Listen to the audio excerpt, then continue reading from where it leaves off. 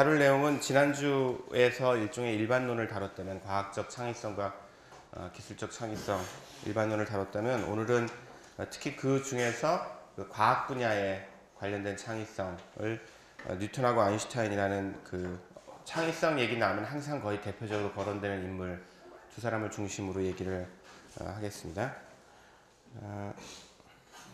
지난주 강의 내용 김홍규 쌤이 굉장히 잘 하셨겠지만 그래도 내가 한 것하고 이제 연속성을 위해서 오늘 수업과 관련되는 내용들을 중심으로 조금 정리를 해봤어요. 일단 여러분들이 그 천재성이라고 얘기를 하면 흔히 이제 머리가 좋은 것, 그러니까 타고난 것, 혹은 어쨌든 하여튼 뭔가 사람들이 가지고 있는 개인적 능력만으로 천재성이 설명될 수 있다고 생각되기 쉽지만 실제로 천재성이라는 단어가 사용되는 맥락을 보면 크게 두 가지 다른 방식으로 사용되는 걸 알 수가 있죠. 실제로 그런 경우가 있고요. 개인의 능력이 얼마나 뛰어난가 하는데 관련된 천재. 예를 들어서 7자리 숫자 곱셈을 순식간에 해내는 사람들이 정말 있거든요. 그런 사람들 천재적이죠, 확실히. 그러니까 다른 사람들은 그렇게 못하니까요. 그러니까 그런 정도로 아주 뛰어난 지적 능력을 보이는 천재성이 있고, 그 다음에 우리가 특히 과학 연구와 관련해서 천재성이라는 단어를 사용할 때는 그 결과물이 후대에 끼친 영향이 굉장히 크고 위대하다는 뜻에서 천재성이라는 말을 쓰죠. 그래서 뉴턴이나 아인슈타인의 이론들이나 업적들은 천재적이다 얘기할 때는 이제 그런 후자의 의미로 사용되는데, 중요한 건 우리가 지난 시간에 잘 봤듯이 구체적인 사례로 볼 때 그 두 가지 천재성은 서로 다르다는 거죠. 다르다는 게 어떤 뜻이냐면, 예를 들어서 첫 번째 의미로 천재적이었던 사람들, 그러니까 정말로 아주 뛰어난 능력을 가졌던 사람들이라고 해서 반드시 두 번째 의미의 천재적 작업을 결과물을 내는 것은 아니고, 또 거꾸로 두 번째 의미에서 천재적이었던 작업을 했던 사람들, 이 첫 번째 의미에서 꼭 천재적이 아니었다는 그런 얘기가 있죠. 그러니까 그건 이제 그냥 얘기가 아니라 경험적 데이터에서 확인되는 건데, 대체적으로 이쪽 그 천재성과 IQ 간의 관계, 그다음에 천재성과 지적 능력 간의 관계를 연구하는 수많은 경험적 자료들이 있는데요. 그런 자료들에 따르면 대충 한 120에서 127 왔다 갔다 해요. 자료들 사이에서. 어떤 자료들은 120이라고 주장하는 자료도 있고 123 근데 대강 한 125, IQ로 125 이상이 되면 사실은 그 어떤 분야에서 아주 획기적이고 혁신적인 기여를 할 수 있는 능력과의 상관관계가 사라져요.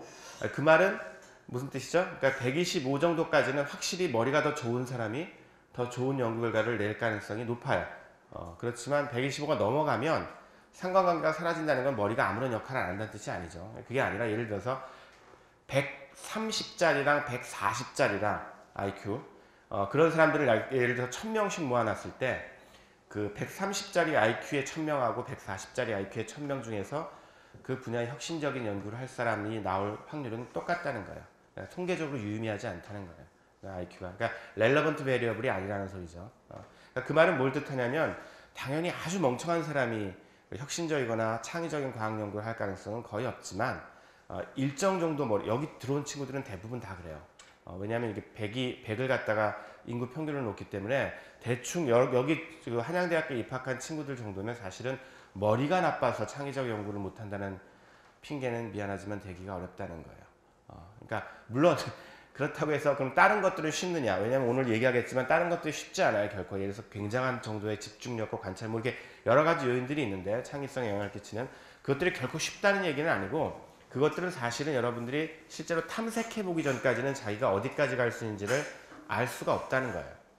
그러니까 내가 계속 강조하지만 결코 지난 시간에 배웠던 내용이 머리 나쁜 사람들도 얼마든지 똑똑한 일을 할 수 있다, 그 얘기는 아니에요. 상관관계는 분명히 있어요. 근데 일정 정도 수준이 넘으면 사실은 두뇌나 개인적인 능력들, 혹은 귀신같이 계산 잘해내고 그런 능력들 가진 사람들 보다는 실제로 다른 요인들이 뭐였죠? 칙센트미아의 연구에서 알 수 있듯이, 예를 들어서 어떤 특정 분야에서 어떤 주제가 중요한 연구 주제인지를 알아챌 수 있는 능력, 그 다음에 그 연구 현장에서 오랫동안 경험을 쌓아서 그 사람들한테 그 이해 가능한 용어들이나 개념들로 자신의 연구 결과물들을 설명하고 설득할 수 있는 능력, 그런 것들이 사실은 굉장히 결정적으로 중요한 거죠. 그래서 예를 들어서 여기 나왔듯이 그 우리가 두 사람을 비교를 했는데 오펜하이머하고 랭던 둘 다 지적인 능력에 있어서는 정말 탁월한 사람이죠. 특히 랭던은 현재 지구상에서 알려진 남성의 IQ로는 최고 IQ를 보유한 사람인데 실제로 랭던이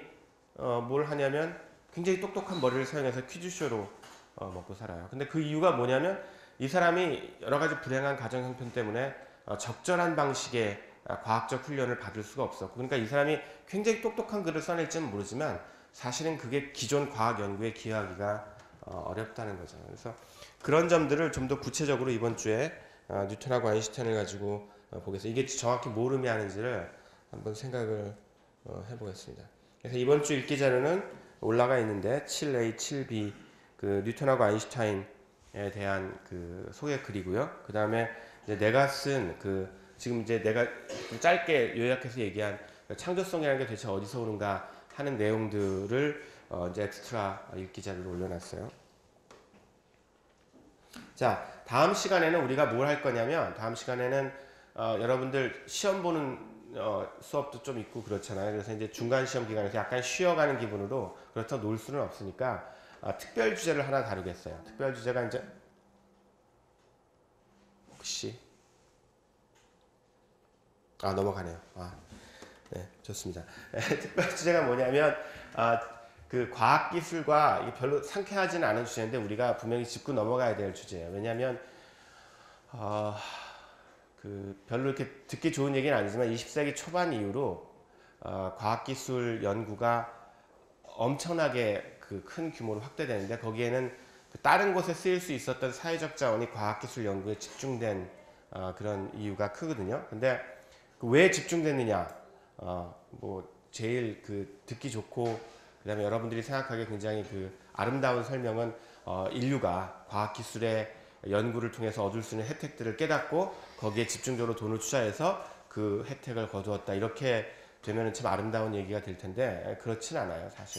사실은 전쟁 때문에 그랬죠. 전쟁에서 이기기 위해서 어마어마한 연구비를 쏟아붓고 그때 만들어진 연구 지원 시스템이 전쟁 후에도 왜? 전쟁 때 이익을 봤으니까요. 실제로 그렇게 엄청난 돈을 쏟아부어서 과학자들을 굉장히 대단히로 모집해서 어디다 모아놓고서 그게 연구소의 시작이에요. 그래가지고 물론 정확히 얘기하면 연구소의 시작은 기업연구소에서 2차 세계대전 이전에 시작됐지만 하여튼 사람들이 뭘 깨달았냐면 엄청나게 많은 똑똑한 과학자들을 혹은 기술자들을 고용해서 어디 한 군데다 몰아놓고 아주 주도 면밀하게 계획적으로 어떤 연구 프로젝트를 진행시키면 결과들이 나온다 라는 사실을 실험적으로 그러니까 일종의 검증을 한 거예요. 경험적으로. 왜냐하면 2차 세계대전 때 그런 방식으로 레이더도 개발하고 원자폭탄, 핵폭탄도 개발하고 여러 가지 다양한 어떤 기계 장치들이 개발이 됐거든요. 그러니까 그런 이유로 2차 세계대전 이후에도 그때 생겨났던 어떤 연구 개발, R&D 개념, 그 개발이 그 개념이 그대로 준속이 되면서 지금 현재 우리에게 익숙한 그런 어떤 시스템들이 형성이 됐는데 내가 전에 얘기했죠. 도대체 과학이나 기술 연구를 해서 연구를 해서 이렇게 그 생계를 유지할 수 있었던 사람은 19세기 이전에는 거의 없었어요. 내가 말하는 건 뭐 1000명 있었다, 10,000명 있었다가 아니라 거의 없었다고요, 정말로. 전 유럽을 통틀어서 100명이 채 안 됐을 거예요. 그런데 지금은 어떨까요? 지금은 전 세계적으로 인구의 상당수가 실제로 과학기술 연구를 통해서 생계를 유지하고 직업화되어 있죠. 그러니까 그건 굉장한 일이에요. 누군가 지난번에 이제 똑똑한 얘기를 했는데 그건 다른 분야도 다 마찬가지 아니야. 맞는 얘기예요. 맞는 얘기인데 예를 들어서 법률, 의학 이거는 굉장히 오래됐어요. 그렇게 된 지가. 왜냐하면 사실은 우리가 법률적인 문제로 다툼을 벌이거나 아프면 의사의 치료를 받는 일들은 굉장히 오래된 일이거든요. 근데 그에 비해서 상대적으로 과학기술이 전문 직업화된 거는 그러니까 그걸 연구해서 밥을 먹고 살 수 있게 된 거는 굉장히 최근 일인데 그게 상당 부분은 불행히도 사실은 전쟁에서 이기기 위한 여러 가지 투자 때문이었다는 거죠. 그게 뭘 함의하는지를 한번 양자역학과 관련된 굉장히 복잡한 주제를 다루고 있는 영화 한 편을 보면서 생각을 해볼게요. 그리고 이것과 관련해서 에세이 과제가 나갈 거예요. 그러니까 여러분들이 다음 주에 와가지고 열심히 영화를 보고 메모를 하다가 내가 이제 에세이 과제는 미리 공지를 할 거고 온라인 게시판에 그래서 그걸 보고서 여러분들이 이제 메모를 했다가 과제를 제출을 하면 돼요. 그래서 다음 주에는 그걸 할 거고요. 자, 이번 주 뉴턴하고 아인슈타인 이 흔히 이제 내가 아까도 얘기했지만 과학적 창의성 얘기 나올 때 항상 전형적으로 드는 예죠. 여기서 그 조금 전에 한 얘기랑 관련 지으면 뉴턴하고 아인슈타인은 아주 드문 아까 얘기한 그런 맥락에서 아주 드문 예에 속해요. 무슨 뜻이냐면 뉴턴이 살던 시기에 실제로 과학 연구를 해서 그걸 가지고 직업적으로 돈을 벌 수 있던 사람은 거의 전무했어요. 여기서 말하는 건 거의 0에 가깝다는 거예요. 내가 0이라고 확실히 얘기를 못하는 건 내가 전부 다 조사해 본 건 아니까. 근데 현재 우리가 알고 있기로는 아마 없었을 거라고 봐요.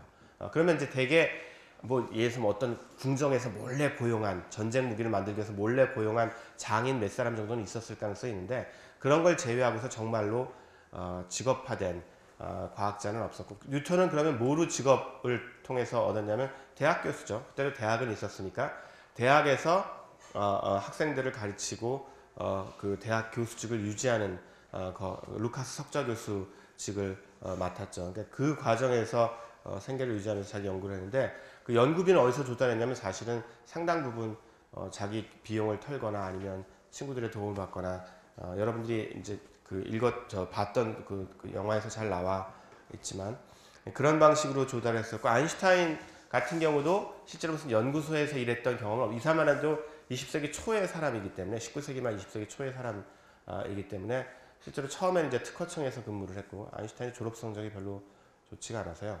그 얘기도 조금 이따 할게요. 그게 뭘 뜻하는지. 그게 정말로 아인슈타인 학교 다닐 때 공부를 못했다든가 안 했다는 말은 아니에요. 그리고 별로 좋지 못했다고 얘기하는 건 내가 예를 들어서 맨날 F 받았다는 뜻이 아니에요. 절대로.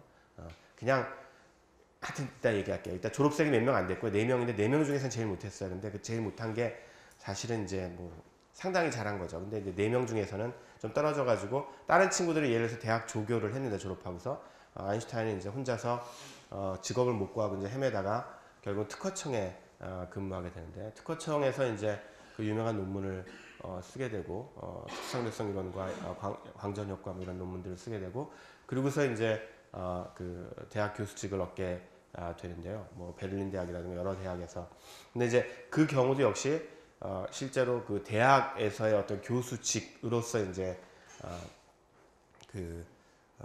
자신의 연구를 할 수 있는 역할들을 가능하게 했던 조건들을 만들어낸 거지 실제로 연구소에서 일하거나 그러지 않았어요. 참고로 여러분들은 과학자 그러면 되게 여러분들이 대학을 다니기 때문에 대학에 있는 교수님들을 떠올리기 쉬운데 실제로 한국에서조차 우리나라에서조차 과학자의 절대 다수는 대학보다는 기업체연구소나 국공립연구소에 있어요. 퍼센테이지로 볼 때. 그러니까 실제로 그렇게 많이 바뀐 거예요. 그러니까 그런 현상이 굉장히 놀라운 현상이라는 거죠. 그러니까 그 연구소에서 주로 과학자를 발견할 수 있는 현상은 예를 들어서 뉴턴 시기뿐 아니라 아인슈타인 시기에서도 절대로 없었던 일이에요. 아인슈타인 시기에는 사실은 기업체연구소가 시작되기 시작한 몇 개가 있었는데 뭐 형편없는 수준이었죠. 지금과 비교해 봤을 때 그 규모면이나 아니면 인력면에서 그런 맥락들을 좀 얘기를 자 일단 이거부터 얘기를 하죠. 이게 우리 수업 들은 친구들은 내가 그 천동설, 지동설 얘기 좀 쓰지 말라고 얘기를 했죠. 용어 자체가 완전히 잘못된 그 사실 수준에서 잘못된 용어니까 태양중심설, 지구중심설 얘기인데 마찬가지 얘기를 하나 더 할게요. 그러니까 흔히 이제 뉴턴의 사과 얘기가 되게 유명하잖아요. 자, 이거는 내가 확률을 얘기하면 대충 한 98% 거짓이에요. 왜 2%를 남겨놨냐면 뉴턴이 죽기 전에 이 얘기를 했어요. 죽기 몇 년 전에 그 콘듀이트라고 자신의 조카 사위한테 뉴턴은 결혼을 안 해서 자식이 없었어요. 그래서 그 자신의 조카 딸을 굉장히 예뻐했는데 이 조카 딸이 이게 좀 이렇게 반반하고 이렇게 좀 논팽이 같은 친구를 좋아해가지고 그 이제 콘듀이트라는 이 조카 사위가 직업도 없이 그냥 빈둥거리면서 놀고 있었어요. 근데 결국은 이제 유산이 조카 딸한테 가게 되는데 뉴턴의 유산이.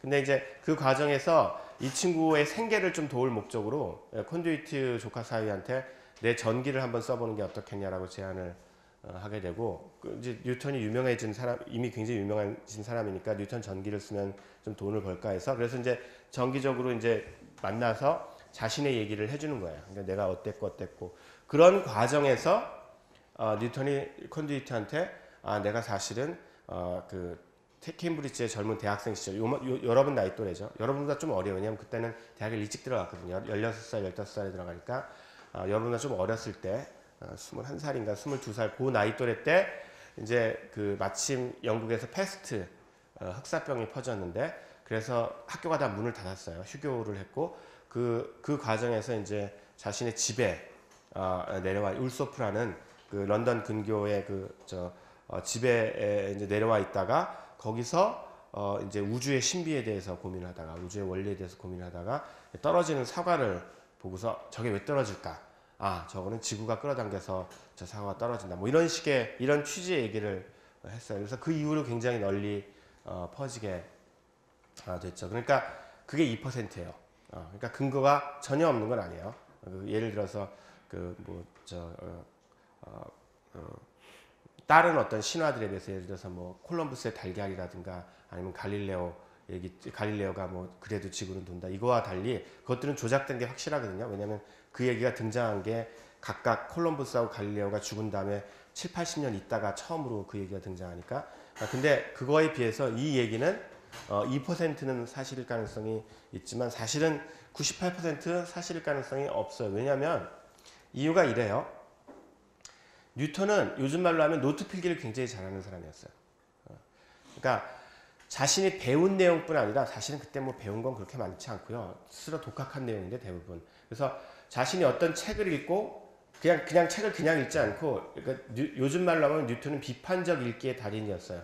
그러니까 뉴턴이 남긴 책들을 보면 모든 책에 엄청나게 빽빽하게 주석이 달려 있어요. 그러니까 책들을 읽으면서 그 책을 읽으면서 떠올린 생각들, 그 다음에 이 책의 저자가 뭔가 잘못했다고 생각한 것들을 다시 계산하거나 뭐 그런 식으로 엄청나게 거기에 대해서 주석을 달아가면서 책을 읽어버릇했는데 그런 뉴턴이 읽었던 책들의 내용이나 아니면 뉴턴이 당시에 생각했던 거나 연구한 내용들을 항상 그 노트로 남겨놨어요. 근데 그 당시에는 종이가 귀했기 때문에 실제 여러분들이 쓰는 것 같은 하얀 백지에 남긴 노트는 다 없고요. 다 한 번 쓴 종이에요. 그래서 이제 여기 막 수학 계산이 돼 있으면 뒤에 이렇게 넘겨보면 거기 무슨 계산서고 영수증이고 막 그런 것들이거든요.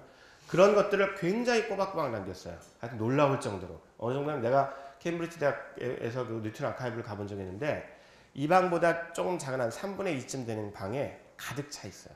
종이. 뉴턴이 평생 남긴 그 기록물들이 가득 차 있어요. 나는 이제 그것만 봤어요, 나는. 근데 이제 그거를 처음부터 끝까지 다 본 사람이 있어요. 뉴턴 학자 중에서. 딱 2사람 있는데, 너무 많으니까. 그건 진짜 그것만 연구해야 돼요. 너무 많으니까. 그 웨스트팔이라는 사람이 있는데, 그 중에 한 사람이, 그 웨스트팔이라는 사람의 결론이 뭐냐면, 뉴턴이 그 자신이 주장하듯이 20몇 살 때, 뉴턴의 역학법칙, 보편중력 법칙을 발견했다는 건 말이 안 된다는 거예요. 그러니까 거기 남겨진 뉴턴 스스로의 기록과 전혀 일치하지 않는다는 거죠. 그러니까 사실은 우리가 던져야 될 질문은 뭐냐면 왜 그러면 뉴턴은 아마도 거짓말일 게 거의 확실한 그런 얘기들을 말년에 했을까?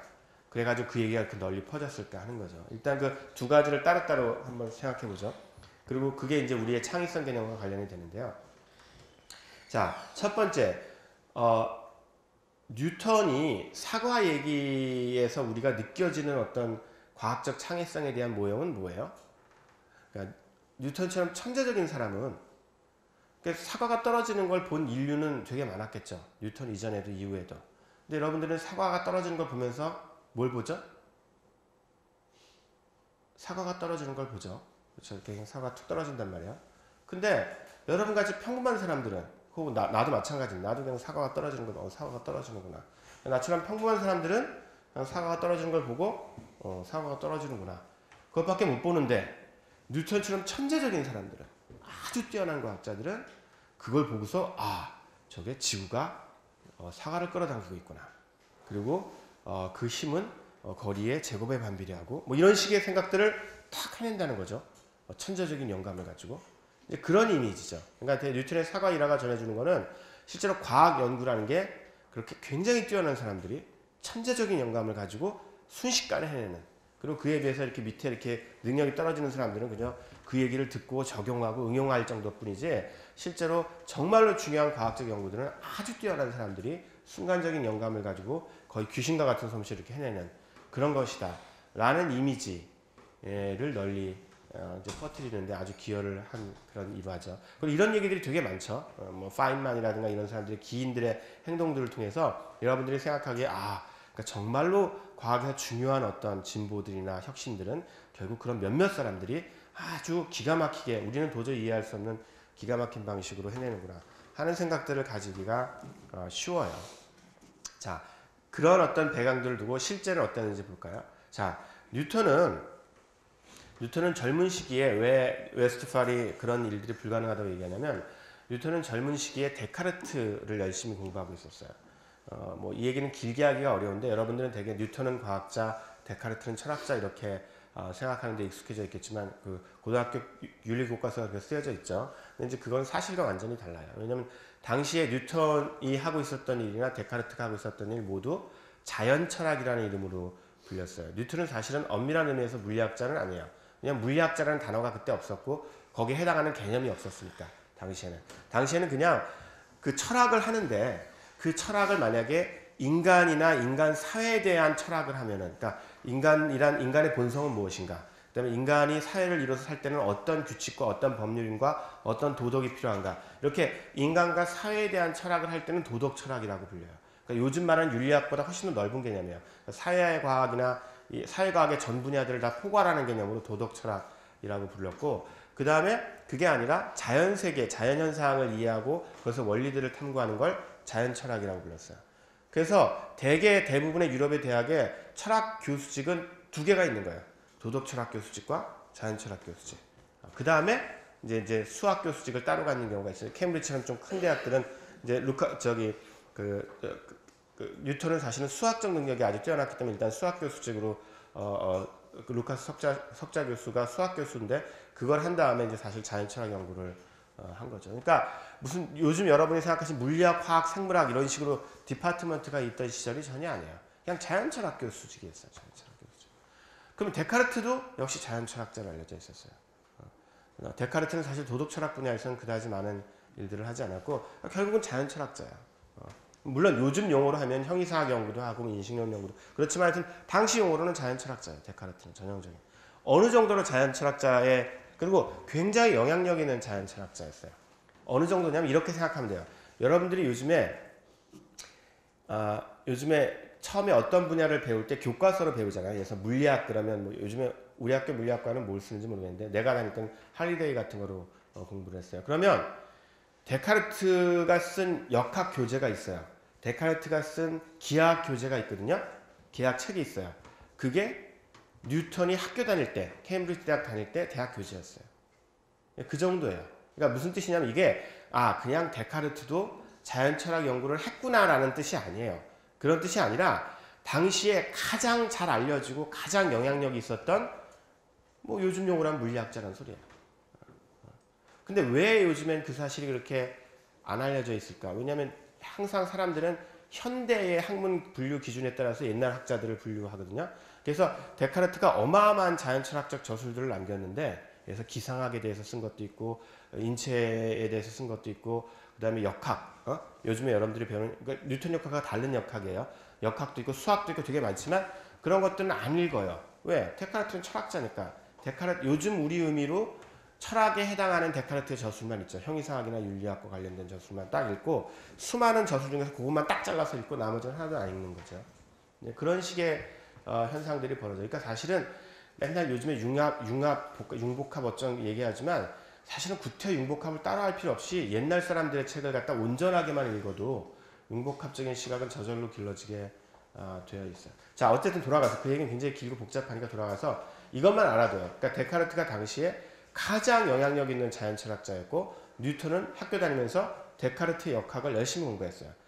데카르트 역학은 지금 얘기한 운동량 개념이나 이런 것들 비슷한 개념들이 나와요. 비수비바라든가. 근데 그 몇 가지 이제 모순되는 현상들이 있어요. 이제 뉴턴이 그걸 발견했어요. 데카르트 역학을 공부하다가 이렇게 되면 얘랑 부딪혔을 때 얘가 응집력이 강하면 이쪽으로 간다는 거, 뭐 이런 식의 몇 가지 그 모순된 현상을 발견하고 그것들에 대해서 이렇게 막 데카르트의 패러다임 내에서 막 연구를 하던 시기였어요.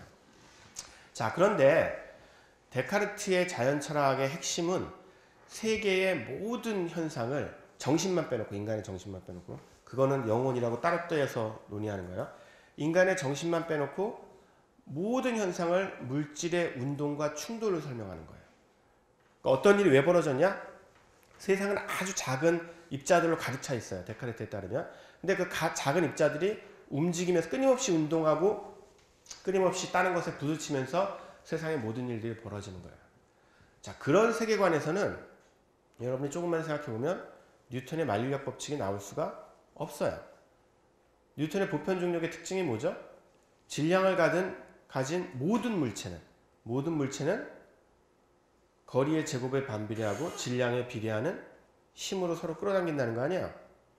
왜 끌어당기죠? 아는 사람 있어요? 뉴턴의 힘이 서로 작용하잖아요? 여러분 사이에서도 작용하고 나랑 이 교탁 사이에서도 작용하고 네, 이게 끊길까봐 걱정이 돼가지고 교탁 사이에서도 작용하고 다 작용하잖아요? 근데 왜 작용하죠? 그건 설명 안 하죠. 사실은 그게 핵심인데 좀 이따 얘기하겠지만, 그러니까 어떻게 작용하는지 몰라요. 그렇죠? 그냥 텅 빈 공간에서도 작용하죠. 진공 속에서도 원칙적으로 질량이 있으면 질량 사이에 끄는 힘이 작용하잖아. 그러니까 실제로 그 말은 데카르트적으로는 말도 안 되는 얘기예요. 왜냐면 세상에 입자들이 꽉 차 있으니까 그 입자들이 뭔가 충돌하고 어떤 방식으로든 영향을 끼쳐가지고 힘이 전달돼야 되는데, 그게 아니라 그냥 질량을 가진 물체가 두 개 있으면 서로 끌어당긴다니, 그건 말이 안 되는 얘기예요. 그러니까 요점은 뭐냐면, 첫째, 뉴턴이 자신이 보편중력 법칙을 발견했다고 주장하는 그 시기에 모든 노트에 그 얘기에 대한 아무런 언급이 없어요. 그게 첫 번째로. 그러니까 완전 어떻게 그런 엄청난 생각을 하면서 노트에 하나도 기록을 안 남겼다는 사실을 믿기가 어렵고, 둘째, 그 당시에 뉴턴이 계속 이렇게 공부하고 생각했던 그 부분들로 볼 때는 실제로 그런 생각을 하기가 불가능해요. 왜냐하면 그 당시에 뉴턴은 철저하게 데카르트적 세계관에 빠져서 연구를 수행하는 중이었는데, 데카르트 세계관에 따르면 그런 식의 그 먼 거리에서 직접적으로 영향을 받는 액션 앳 디스턴스라는 게 불가능하기 때문이죠. 그러면 요점은 뭐냐면, 어떻게 뉴턴이 만유인력 법칙을 발견했느냐, 이게 이제 우리의 오늘 수업과 관련해서 중요한 건데, 뉴턴은 분명히 굉장한 사람이었어요. 지적 능력에 있어서 여러 가지 그 스태미너나 여러 가지. 근데 뉴턴조차도 실제로 이 과정을 그 뉴턴의 그 과학 연구를 연구한 역사학자들이 이렇게 그 연구한 내용들을 보면, 그리고 그 아까 얘기한 어마어마한 분량의 메모들을 보면 굉장히 천천히 수많은 시행착오를 겪어가면서 보편 중력 개념으로 나가요. 그러니까 무슨 말이냐면, 처음에 데카르트적인 세계관 내에서 어떻게든지 자연현상을 설명해 보려고 하다가 잘 안 되네. 그러다가 역학 법칙에 여기서 문제가 있네. 여기 운동량이 보존된다고 했는데 그게 보존되는 게 데카르트는 MV라고 봤거든요. MV가 아니라 MV 제곱인 것 같네. 뭐 이런 식으로 계속 조금씩 그 틀린 점들을 고쳐 나가다가 결국에 맨 마지막 순간 한 20년에 걸쳐서, 한 15년 내지 20년에 걸쳐서 그 역학 법칙들을 만들어 나가요. 결코 떨어지는 사과 보고서 아하, 그런 건 없어요. 자, 어떤 중요한 영감을 얻는 순간은 있을 수 있어요. 예를 들어서 아인슈타인 얘기에서 그게 나오는데, 그 중요한 영감을 그러니까 일단 뉴턴의 경우에는 사과 가지고 영감을 얻었다는 사실은 거의 믿기가 어려운 얘기고요. 지금 내가 말한 이유 때문에. 근데 설사 그게 사실이라고 치죠. 이건 역사의 단하게 내가 가정을 하는 거예요. 그러니까 뉴턴이 젊은 시절에 데카르트적 세계관에 푹 빠져 있다가 떨어지는 사과를 보고서 가만 있어봐. 저 사과는 그냥 가만히 있다가 아무 이유 없이 떨어진 것처럼 보이잖아. 그러니까 저거는 뭔가 지구가 끌어당긴 거 아니야? 뭐 이런 생각을 했다고 쳐요. 그럴 가능성은 거의 없는데, 여러 가지 이유 때문에. 설사 그 생각을 했다고 해서 그 생각으로부터 바로 보편중력 법칙의 수학적 형식이 나오는 게 아니에요. 이거는 수많은 다른 연구에서 확인된 사실인데, 여러분들이 과학자들이 나중에 회고하면서 자신의 어떤 위대한 업적들을 회고하면서 내가 어느 날 문득 무슨 일이 있다가 어떤 생각이 들었는데 그때 딱 핵심적인 아이디어가 떠올랐다. 그 얘기가 다 사실이더라도 되게 그 생각이 떠올랐다는 시점부터 실제로 그 논문이 나오기까지는 최소 2년에서 어떨 땐 10년 이상 걸려요. 이상하지 않아요? 아니 생각이 그때 떠올랐다면서 그냥 쓰면 논문 되는 거 아니야? 지난주 수업을 들은 친구들이면 그게 안 되는 이유를 알겠죠. 그렇게 생각 하나를 갖다 그냥 적으면 논문이 되는 게 아니에요. 그 생각을 그 당시에 전문 영역에서 통용되는 방식으로 서술하고 그걸 서포트하는 에비던스를 제시하고 그 다음에 그것들을 포멀라이즈를 잘 시켜가지고 어디 다른 데 모순이 없는 걸 확인, 이런 작업들이 다 필요한 거예요. 그냥 단순히 머리 하나 딱 써가지고 아이디어 떠올랐다 그래가지고 세상에 봉표하면 갑자기 와 천적인 작업이다. 그런 일들은 불가능해요. 천재한테조차도. 그러니까 여러분들이 그 과학적 영감이 중요하지 않다고 얘기하는 거 아니에요. 내가 계속 얘기하지만 그런 뜻이 아니라 과학적 영감에 대해서 어떤 신화적인 생각을 버려야 돼요. 그러니까 당연히 영감은 중요하지만 그 영감이 실제로 영향을 끼치기 위해서 영향을 끼치는 과학적 아이디어가 되고 논문이 되고 특허가 되고 다른 사람들한테 영향을 줘서 교과서에 실리고 그 다음 세대 학자들이 공부하는 그런 어떤 중요한 이론이 되기 위해서는 엄청나게 오랜 시간이 필요해요. 굉장히 뛰어난 학자들조차도. 그건 누구나 다 마찬가지예요. 그냥 머리 좋다고 어떤 사람은 그거를 한 달에 해내고 그런 건 불가능해요. 그러니까 그 과학 연구라는 것 자체가 굉장히 노동집약적이라는 사실들을 기억할 필요가 있어요. 자, 그럼 이제 그건 이해를 하고요. 그 다음에 이제 이 까맣게 입고 있다가 뭐 헨리가 찾아와 이것도 사실은 좀 사실과 약간 어긋나는데 어쨌든 연구는 계속했지만 그 중간에 다른 연구를 되게 많이 하고 있었거든요. 이 사람이 여러분들이 보았던 거기서 화학 연구를 되게 많이 했죠. 연금술 연구를. 이제 그 과정에서 결국은 발표가 되는데 그 마지막으로 그러면 도대체 왜 콘듀이트한테는 그런 얘기를 했을까? 이거는 추측이에요. 이건 이제 웨스트팔리 추측이고 나는 그 추측이 맞다고 생각하는데 그 어떤 추측이 가능하냐면 뉴턴이 그 여러분 본 영화에서도 그 나오지만 우선권 논쟁을 굉장히 많이 벌였죠. 특히 이제 예를 들어서 그 라이프니츠하고 미분적분 발견 놓고서 그 우선권 논쟁이 있었고 더 심했던 건 그 후크의 법칙의 후크랑 이 보편 중력 법칙, 만유력 법칙을 놓고서 그 서로 누가 먼저 발견했냐. 후크가 이제 뉴턴이 자기 생각을 훔쳤다고 주장했거든요. 그래서 거기를 굉장히 오랜 시간 동안 막 서로 논쟁을 벌였어요. 그래서 이런 추측이 가능하고 아마 내 생각이 맞을 거라고 생각하는데 뭐냐면 뉴턴은 이게 너무 오랫동안 이 싸움을 하다 보니까 지친 거예요. 그래서 아예 후크가 절대로 그 우선권에 대해서 도전을 할 수 없게 아주 일찍 자기가 그 생각을 먼저 했다는 걸 박아두고 싶었을 가능성이 있죠. 나는 사실 20살 때 했다. 21살 때 이미 케임브리지 대학 다니던 시기에 이미 그 생각을 했다. 그러니까 내가 먼저다. 이제 그래서 그 얘기를 그리고 이제 그걸 자서전에 실으면 위인전에 실으면 그 다음 세대에 계속 그 얘기가 돌 거 아니에요. 실제로 그 효과가 있죠. 왜냐하면 후크보다 그러니까 정확히 우리가 지금 현재 그 학술적으로 볼 때는 후크도 그 만유력 법칙 비슷한 생각을 했던 것 같아요. 근데 정확히 뉴턴식으로는 아니고 좀 다른 형태로 했던 것 같은데 뭐 그거는 거의 안 알려져 있잖아요. 과학사 연구하는 사람들이나 좀 알지 다른 사람들은 다 모르고 만유력과 관련된 모든 아이디어는 다 뉴턴의 이름으로 알려져 있는데 그게 뉴턴의 사과 일화가 그만큼 상당한 영향을 끼쳤다고 할 수가 있죠. 그런 의미에서 뉴턴은 굉장히 머리가 좋고 굉장히 자기 계획을 잘 실현시키는 사람이죠. 여기 보면 그 얘기가 어디까지 퍼지냐면 이게 일본에서 19세기에 그려진 책인데 그 책에서 이게 뉴턴이에요. 일본 사람들도 이제 그 뉴턴의 사과 얘기를 알고 있는 거죠. 이제 딱 사과를 보면은 뚝 떨어지는 걸 보고서 알 수 있다고 생각을 한 거죠. 자, 그래서 결국은 우리가 그 검토해봐야 될 생각은 아까 얘기했듯이 정말로 창의적인 연구가 순간적인 아이디어를 통해서 거의 순식간에 천재라면 달성할 수 있다는 생각이 사실은 뉴턴처럼 전형적인 천재적 작업을 한 사람에게도 맞지 않는다는 거예요. 그 말은 뭐예요? 뒤집어 얘기하면 대부분의 경우 맞지 않는다는 거죠. 그리고 이제 천재에 대한 또 다른 어떤 그 신화 중에 하나가 그 아무도 몰라준 고독한 천재의 신화가 있어요. 뭐냐면 어떤 사람이 워낙 뛰어나면 다른 사람들은 그 사람을 이해 못 해준다는 거죠. 그리고 어차피 그 사람을 평가할 수도 없어요. 왜? 너무 뛰어나니까. 그래서 뭐 그런 얘기들 돌죠. 뉴턴이 프린키피아 처음 출판했을 때 그 책이 너무 어려워서 그 책을 제대로 이해한 사람이 전 유럽에 몇 사람 없었다.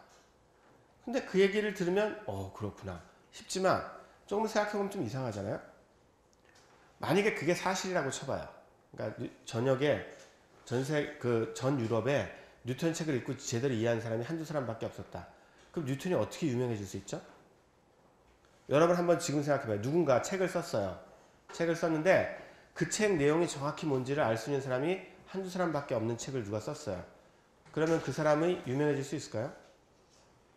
말도 안 되는 얘기죠. 당연히 사람들이 무시당할 거 아니에요. 무슨 말인지 모르. 그런 책들 쓰는 사람 수도 없이 많아요. 아무도 이해 못할 책 쓰는 사람. 아무도 이해 못할 책을 쓰는데 어떻게 유명해져요? 불가능한 얘기죠. 그러니까 사실은 이래요. 뉴턴이 썼던 책이 굉장히 고도의 수학. 재밌는 점은 그 프린키피아는 미분을 쓰지 않고 쓰여져 있어요. 왜냐하면 미분은 일종의 그 당시로 치면은 새롭게 개발된 최신 수학이기 때문에 그걸 쓰지 않고 뉴턴은 이미 잘 알려진 정통적인 수학을 썼어요. 그건 기하학이에요. 프린키피아 책이 읽기 어려운 이유가 여러분들이나 나나 읽기 어려운 이유가 굉장히 높은 수준의 지금은 잘 공부 안 하는 굉장히 높은 수준의 기하학을 그것도 해석 기하학도 아니고 그 유클리드 기하학을 써가지고 그 모든 일들을 해내거든요. 굉장히 어려워요. 그런 점에서. 그래서 기하학으로 쫙 쓰여져 있는데 그 책에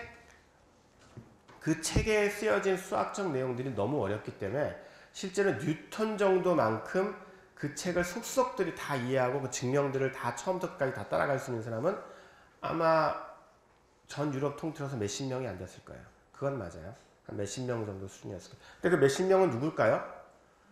당시에 유럽 내에서 최고의 수학적 수준을 가질 수 있었던 그런 사람들이었겠죠. 그렇죠? 굉장히 뛰어난 사람들이었겠죠.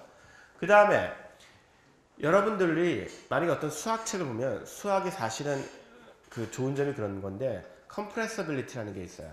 압축 가능성이 있어요. 무슨 뜻이냐면 원칙적으로 여러분들이 수학적 내용을 전체를 완벽하게 이해하지 못하더라도 맨 마지막 최종 결과물만 정확히 이해할 수 있으면 그걸 갖다 쓰는 데는 상관이 없죠. 사용하는 데는. 왜냐하면 여러분들이 그냥 공식을 외우면 그 공식 가지고 문제를 푸는 데는 문제가 없잖아요. 그렇죠? 그리고 그 완벽하게 증명을 못 쫓아가도 대충만 이해하면 이 사람이 얼마나 어렵고 힘든 작업들을 성공적으로 수행했는지 그 정도를 평가하는 데는 사실 별 문제가 없죠. 그러니까 그런 비슷한 일이 사실은 벌어진 거예요. 무슨 말이냐면 뉴턴이 책을 냈을 때 당시에 유럽에서 최고 수준의 수학자들은 단박에 알아봤어요. 야, 이거 엄청난 일을 했구나. 굉장한 정도의 수학이다. 하는 식으로 뉴턴을 인정을 한 거죠. 마치 코페르니쿠스가 인정받았던 것처럼 당대 최고의 수학자들이 뉴턴 실력을 이미 인정을 한 거예요. 그리고 그 현상들이 사실 경험적으로 굉장히 잘 들어맞는다. 특히 당시에 알려진 항성의 궤도를 정확히 설명한다는 사실을 받아들였어요. 그러니까 이건 굉장히 뛰어나다라고 일종의 공인이 있는 거죠. 아주 뛰어난 사람들 사이에 공인이 있고 그 다음에 그 정도가 안 되는 사람들도 책을 보면 당연히 이해 못하는 부분도 있지만 그 전체 구조나 이런 거로 볼 때 실제로 이 사람이 뭘 하려고 하고 최종적으로 도달한 그 수식이 뭐고 이 수식을 적용해서 실제로 현상들을 설명해 보면 현상이 잘 설명되고 그러니까 무슨 말이냐면 그 책을 이밸류에이션 할 수는 있었단 말이에요. 그 책을 평가할 수는 있었다는 거 충분히. 그 책이 충분히 맞는 책이고 괜찮은 책이고 아주 좋은 책이라는 사실을 평가할 수 있었기 때문에 뉴턴이 유명해질 수 있었던. 그러니까 아무도 몰라준이라는 수식어는 굉장히 낭만적으로 들리긴 하지만 천재는 고독해. 왜? 워낙 똑똑해도 사람들이 잘 못 알아주니까. 그래가지고 맨날 세상에다 버려 이런 생각들은 그런 케이스가 없는 건 아니에요. 없는 건 아닌데 과학 연구에서는 거의 없어요. 예술 쪽에서는 꽤 많아요. 예술 쪽 이제 사조가 바뀔 때 그 전 사조 사람들이 주도권을 쥐고 있으면 새로운 사조는 처음에는 당연히 그 인정받기가 어렵죠. 근데 과학은 그 특징상 공적이에요. 퍼블릭해요. 그러니까 과학계에서 유명해지려면 그 많은 사람들이 아니면 최소한 중요한 많은 사람들이 그 작업이 중요하다고 인정을 할 수 있어야 돼요. 나중에 아무리 뛰어난 작업이라도 그 사람 혼자서 이렇게 아무도 이해 못할 글을 써가지고 유명해질 수는 없어요. 그러니까 사실은 이 고독한 천재 이미지는 사실은 예술과 과학이 좀 갈라지는 점이라고 볼 수 있죠. 과학에서는 자신의 작업들을 설득해내고 사람들한테 이해 가능한 방식으로 표현할 수 있어야지만 실제로 그런 일들이 벌어질 수 있는 거죠. 그리고 그 뉴턴이 아무 도움도 받지 않고 마치 모든 걸 처음부터까지 왜냐하면 사실 사과를 보고 생각해냈으니 그 기존 일화에 따르면 그건 당연한 거죠. 그런 생각도 사실은 근거가 없어요. 아까 내가 얘기했듯이 뉴턴은 아무 도움을 안 받았다기보다는 도움을 엄청 많이 받았는데 뉴턴이 그런 얘기를 하죠. 거인의 어깨 위에 올라갔기 때문에 자기가 멀리 볼 수 있었다. 그때 거인은 이제 갈릴레오하고 데카르트를 주로 지칭하는데 그러니까 다시 자기의 선배학자들의 책들을 굉장히 꼼꼼히 읽고 그것들을 또 배우고 그 다음에 그 저술들이 가지는 한계라든가 문제점들을 지적해내고 그것들을 보완하고, 그러니까 무슨 말이냐면 여러분들이 나중에 가서 과학 연구를 할 때 하는 작업과 정확히 똑같은 작업을 했어요. 차이는 뭐냐? 좀 잘했죠, 굉장히. 그러니까 내가 뉴턴이나 현대 그냥 평범한 연구자들하고 차이가 전혀 없다고 얘기하는 건 아니야. 당연히 엄청난 차이가 있죠. 굉장히 그 일을 잘했고, 굉장히 그 정확히 이해하고, 그 다음에 정확히 분석하고, 정확히 비판하고, 그 다음에 그걸 통해서 실제로 후대에 엄청난 영향을 끼친 그 과학 이론을 만들어냈죠. 대단한 일이죠. 선제적인 작업이에요. 두 번째 의미로 사람이 아니라 선제 작업이에요. 그렇지만 그렇다고 해서 뉴턴이 한 작업이 여러분들이 나중에 혹시 대학원을 가거나 아니면 연구를 하게 될 때 수행했던 작업과 본질적으로 다른 것이다. 그러니까 평범한 사람들은 그냥 이렇게 연구하고 그냥 다른 사람들 거 보고 그것들을 분석하고 비판해가지고 연구하고, 천재는 그냥 가만히 있다가 그거 해가지고 쭉 하고, 그런 생각은 굉장히 나이브한 생각이에요. 내 친구가 내 개인적인 친구가 입자 물리학 하는 친구가 있는데, 이 친구가 런던에서 박사후 연구원 포닥을 할 때, 여러분 대중적으로 잘 알려진 스티븐 호킹 하고 같이 이제 밥을 먹을 기회가 있었다니까, 그 사람이 이제 그 친구가 포닥을 하는 대학에 퀸스 칼리지라는 대학에 와가지고 강연을 하고, 그 다음에 이제 같이 식사를 했는데, 이 친구가 굉장히 놀랐던 게 뭐냐면 두 가지인데, 하나는 이제 여러분 예상할 수, 호킹은 이제 여러 가지 신체적 문제 때문에 스스로 이렇게 밥을 못 먹거든요. 그러니까 누가 먹여줘야 되고, 먹은 것도 잘 씹지 못하기 때문에 줄줄 흘리고 막 난리가 난대요. 그러니까 이렇게 먹다 보면 막 옆에서 계속 간호사들이 막 이렇게 해줘야 되고, 그러니까 그것 자체가 거의 퍼포먼스였대요. 그러니까 밥을 먹는 것 자체가 굉장히 하여튼 지저분하고 좀 보기 이상하지만 하여튼 저렇게 난리를 치면서까지 먹는구나 하는 것 자체가 이제 하나의 퍼포먼스였고, 그게 이제 첫 번째고, 두 번째는 뭐냐면 이 친구가 사실은 좀 더 놀란 게, 여러분 스티븐 호킹은 무슨 뭐 신의 비밀이 어떻고 우주의 비밀, 그러니까 완전히 다른 세계에서 물리학을 하는 사람처럼 느껴지잖아요. 근데 이 친구가 놀랐던 게, 그날 발표한 논문 주제가 뭐냐면, 한 2, 3년 전에 어떤 젊은 물리학자가 이제 블랙홀의 에너지 분포에 대해서 논문을 하나 낸 거예요. 꽤 재밌는 논문을 썼대요. 그러니까 호킹은 그 논문을 읽고 이 논문 재밌네 그래가지고 그 논문에서 부족했던 계산들을 좀 모디파이해서, 만약 이 가설들이 맞다면 어떤 일들이 일어날 것이다 라고 일종의 후속 논문을 쓴 거예요. 호킹 같은 사람은 안 그럴 것 같죠? 똑같아요. 그러니까 아까 얘기했듯이 뛰어난 연구자들은 당연히 뛰어나죠. 여러 가지 다른 면에서. 그렇지만 궁극적으로 항상 과학 연구의 특징은 항상 기존에 있었던 연구에 기반해서 그 연구를 비판적으로 검토해서 그 다음에 하나씩 쌓아 올라가는 거예요. 자기 혼자 독불장군식으로 그냥 나는 워낙 천재니까 그래서 나는 몰라 뭐 전문 영역 현장 그런 게 뭐야 나는 상관없어 그리고 딱 해가지고 혼자서 쫙 세우는, 여러분들이 그랬을 거라고 생각하는 과학자들 하나도 그렇지 않았어요. 아인슈타인도 그래요. 좀 이따 보면 아인슈타인은 안 그런 것 같죠. 아인슈타인은 완전히 특별해가지고 특허청에서 혼자서 이제 전혀 그런 얘기들이 아니고, 그러니까 이제 이런 영화 같은 것들을 보면 이제 그런 식으로 많이 묘사가 되지만, 실제로 그건 이제 그런 측면, 그러니까 이 사람이 기존의 패러다임과 이게 어긋나는 부분들을 강조해서 그렇지, 당연히 새롭고 기존의 이야기들과 이렇게 어긋나는 부분이 없으면 그 정도로 유명해지거나 천재적이 될 수가 없었겠죠. 근데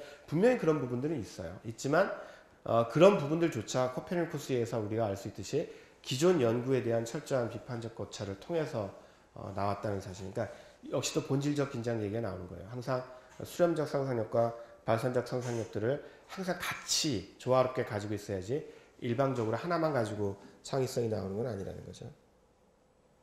자, 그 다음에 이 얘기는 대충 했고요. 그러니까 데카르트주의자로서 뉴턴이 얼마나 그래서 그 얘기를 할까요? 아까 얘기했듯이 데카르트를 어떻게 벗어났나, 이게 쉽지가 않아요, 여러분. 굉장히 어려운 일이고, 사실은 뉴턴은 그 점에서 굉장히 뛰어난 사람이니까. 뉴턴은 단순히 여러분들이 아는 하나의 과학 이론을 만들어낸 게 아니라 실제로 과학하는 방법을 바꿨어요.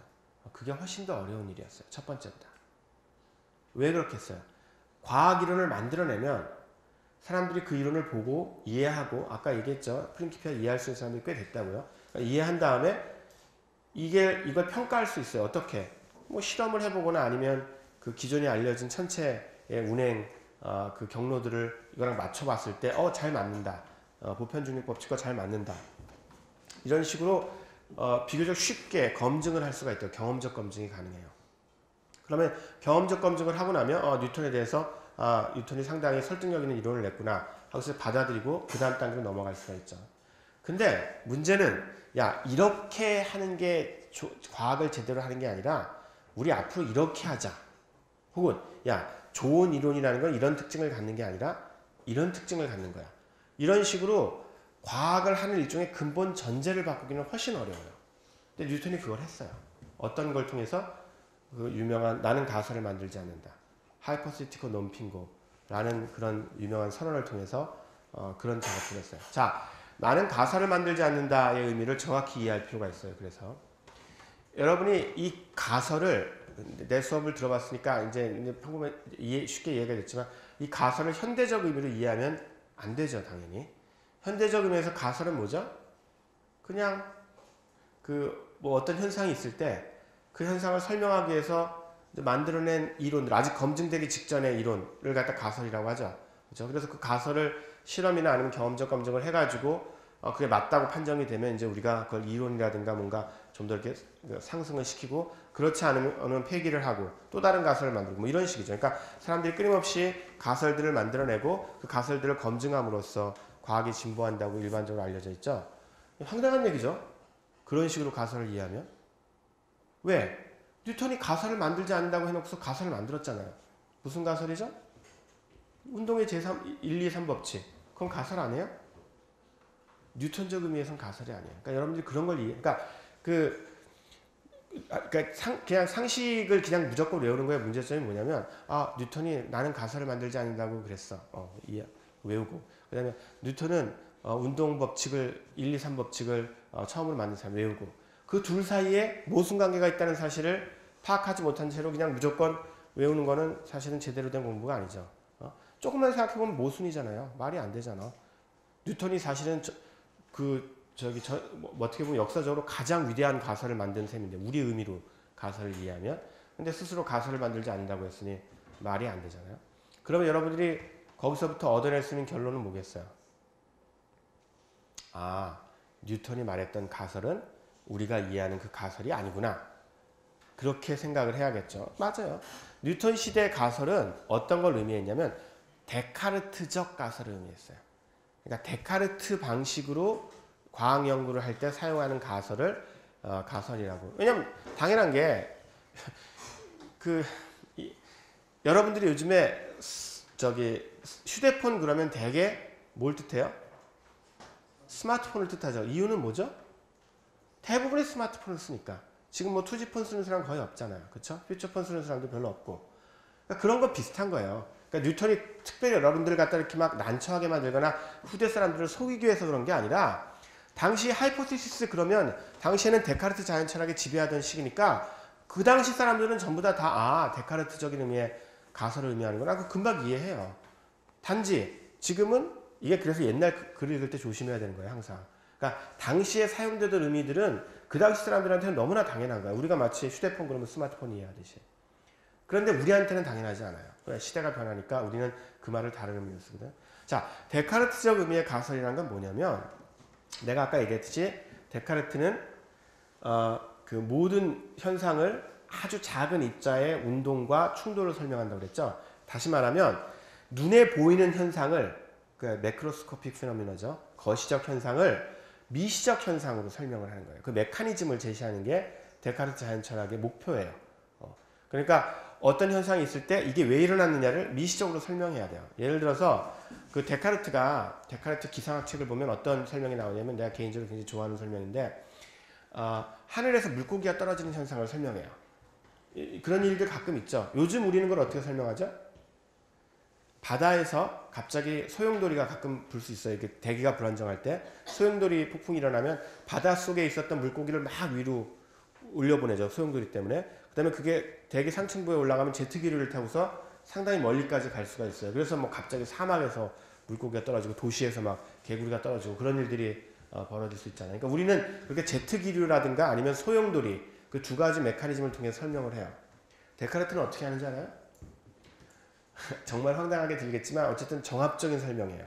데카르트에 따르면 전 세계는 물질 세계는 그 입자로 구성되어 있죠. 그러니까 생선도, 그러니까 물고기도 입자예요. 입자들이 물질 입자들이 적당하게 결합된 거예요. 그래서 데카르트 기상학책 보면 저기 그 하늘의 상층부에 입자들이 다양한 종류의 입자들이 막 소용돌이 치고 있는데 막 돌아다니고 있는데 얘네들이 거기서 막 충돌하고 부딪히고 막 그러다가 적절한 입자들이 착착착착 마치 그 저기 레고 블록 조합되듯이 결합돼 가지고 물고기가 탁 만들어져서 떨어진다는 거예요. 물론 여러분 황당해 들겠죠. 알지만 내 말의 요점은 그 말 자체가 어쨌든 데카르트의 자연철학적 개념으로 굉장히 정확한 메커니즘을 가설을 제공해주고 있잖아요. 그리고 여러분들이 사실 그 현상을 직접 보지 않은 상황에서는 그럴듯한 설명이죠. 데카르트 자연철학을 받아들이고 나면 세계관을 받아들이면 그럴 수 있겠구나. 입자들이 그런 식으로 결합해서 떨어질 수 있겠구나. 그런 가설을 원하는 거예요. 다시 말하면 데카르트식으로 자연철학을 한다는 것, 즉 물리학을 한다는 건 뭘 뜻하냐면 눈에 보이는 모든 현상들을 그런 식으로 미시적 메커니즘으로 설명해야만 해요. 그런데 뉴턴은 그걸 못했죠.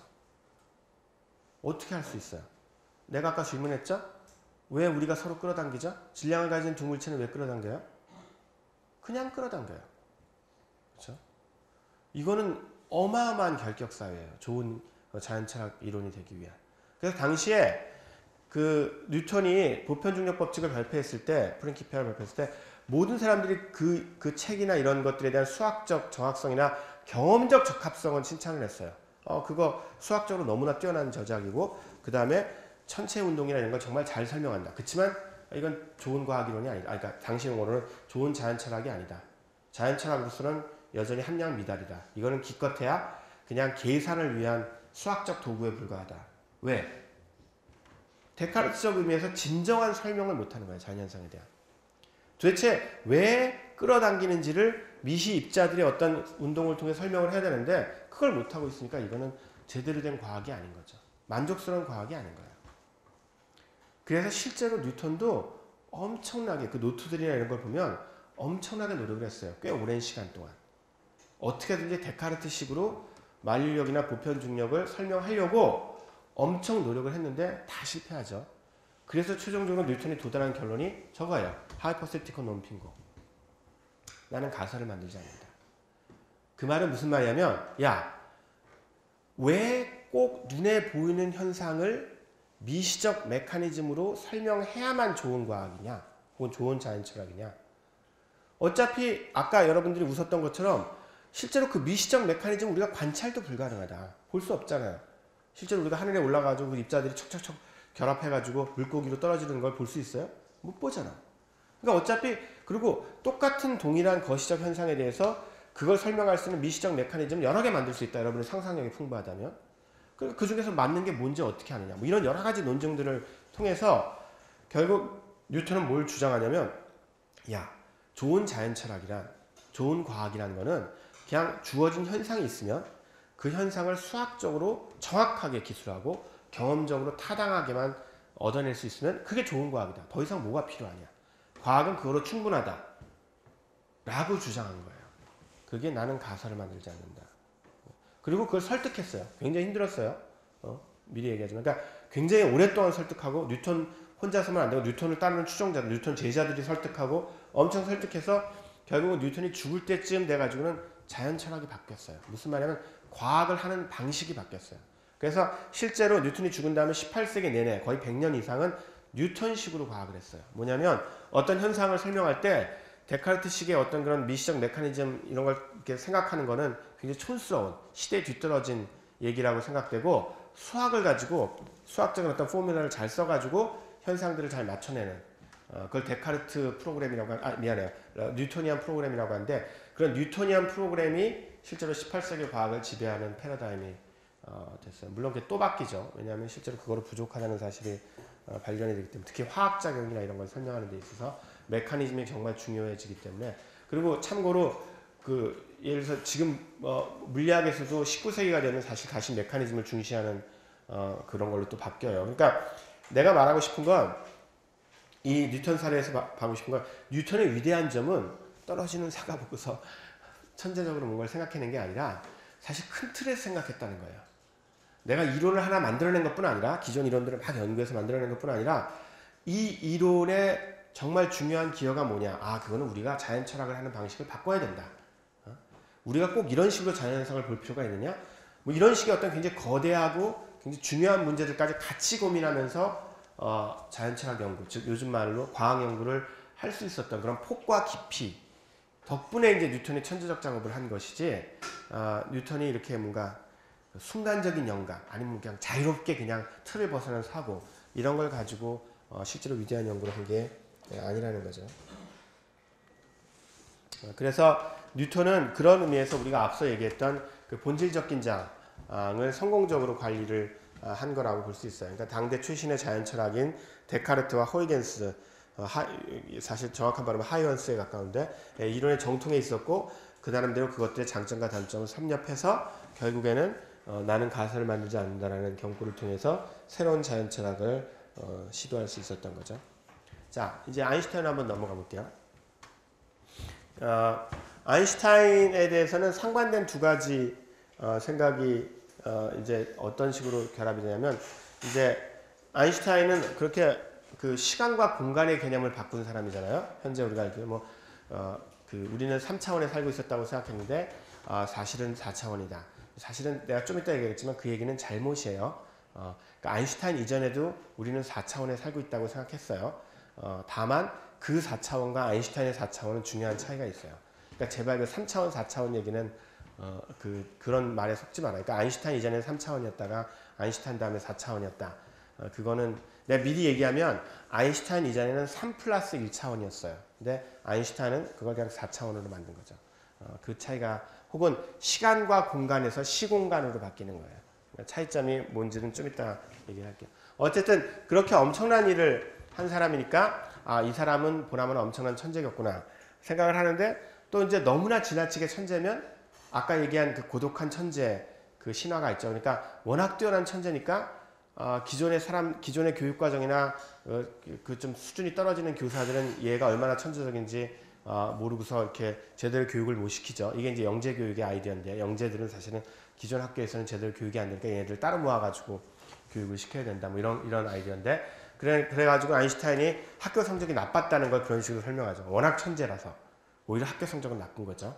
왜냐면 학교라는 건 기존 교육 체제니까 거기선 적응을 못하는 거죠. 뭐 이런 식의 얘기들이 굉장히 많은데, 자, 실제를 보면 이거는 반드시 그런 건 아닌데요. 그러니까 일반적으로 굉장히 천재적인 작업을 한 사람들에게 발견되는 패턴이에요. 꼭 그런 건 아니까 일부러 그러려고 노력하지 마세요. 뭐냐면 능청스럽고 재치가 있는 경우가 되게 많아요.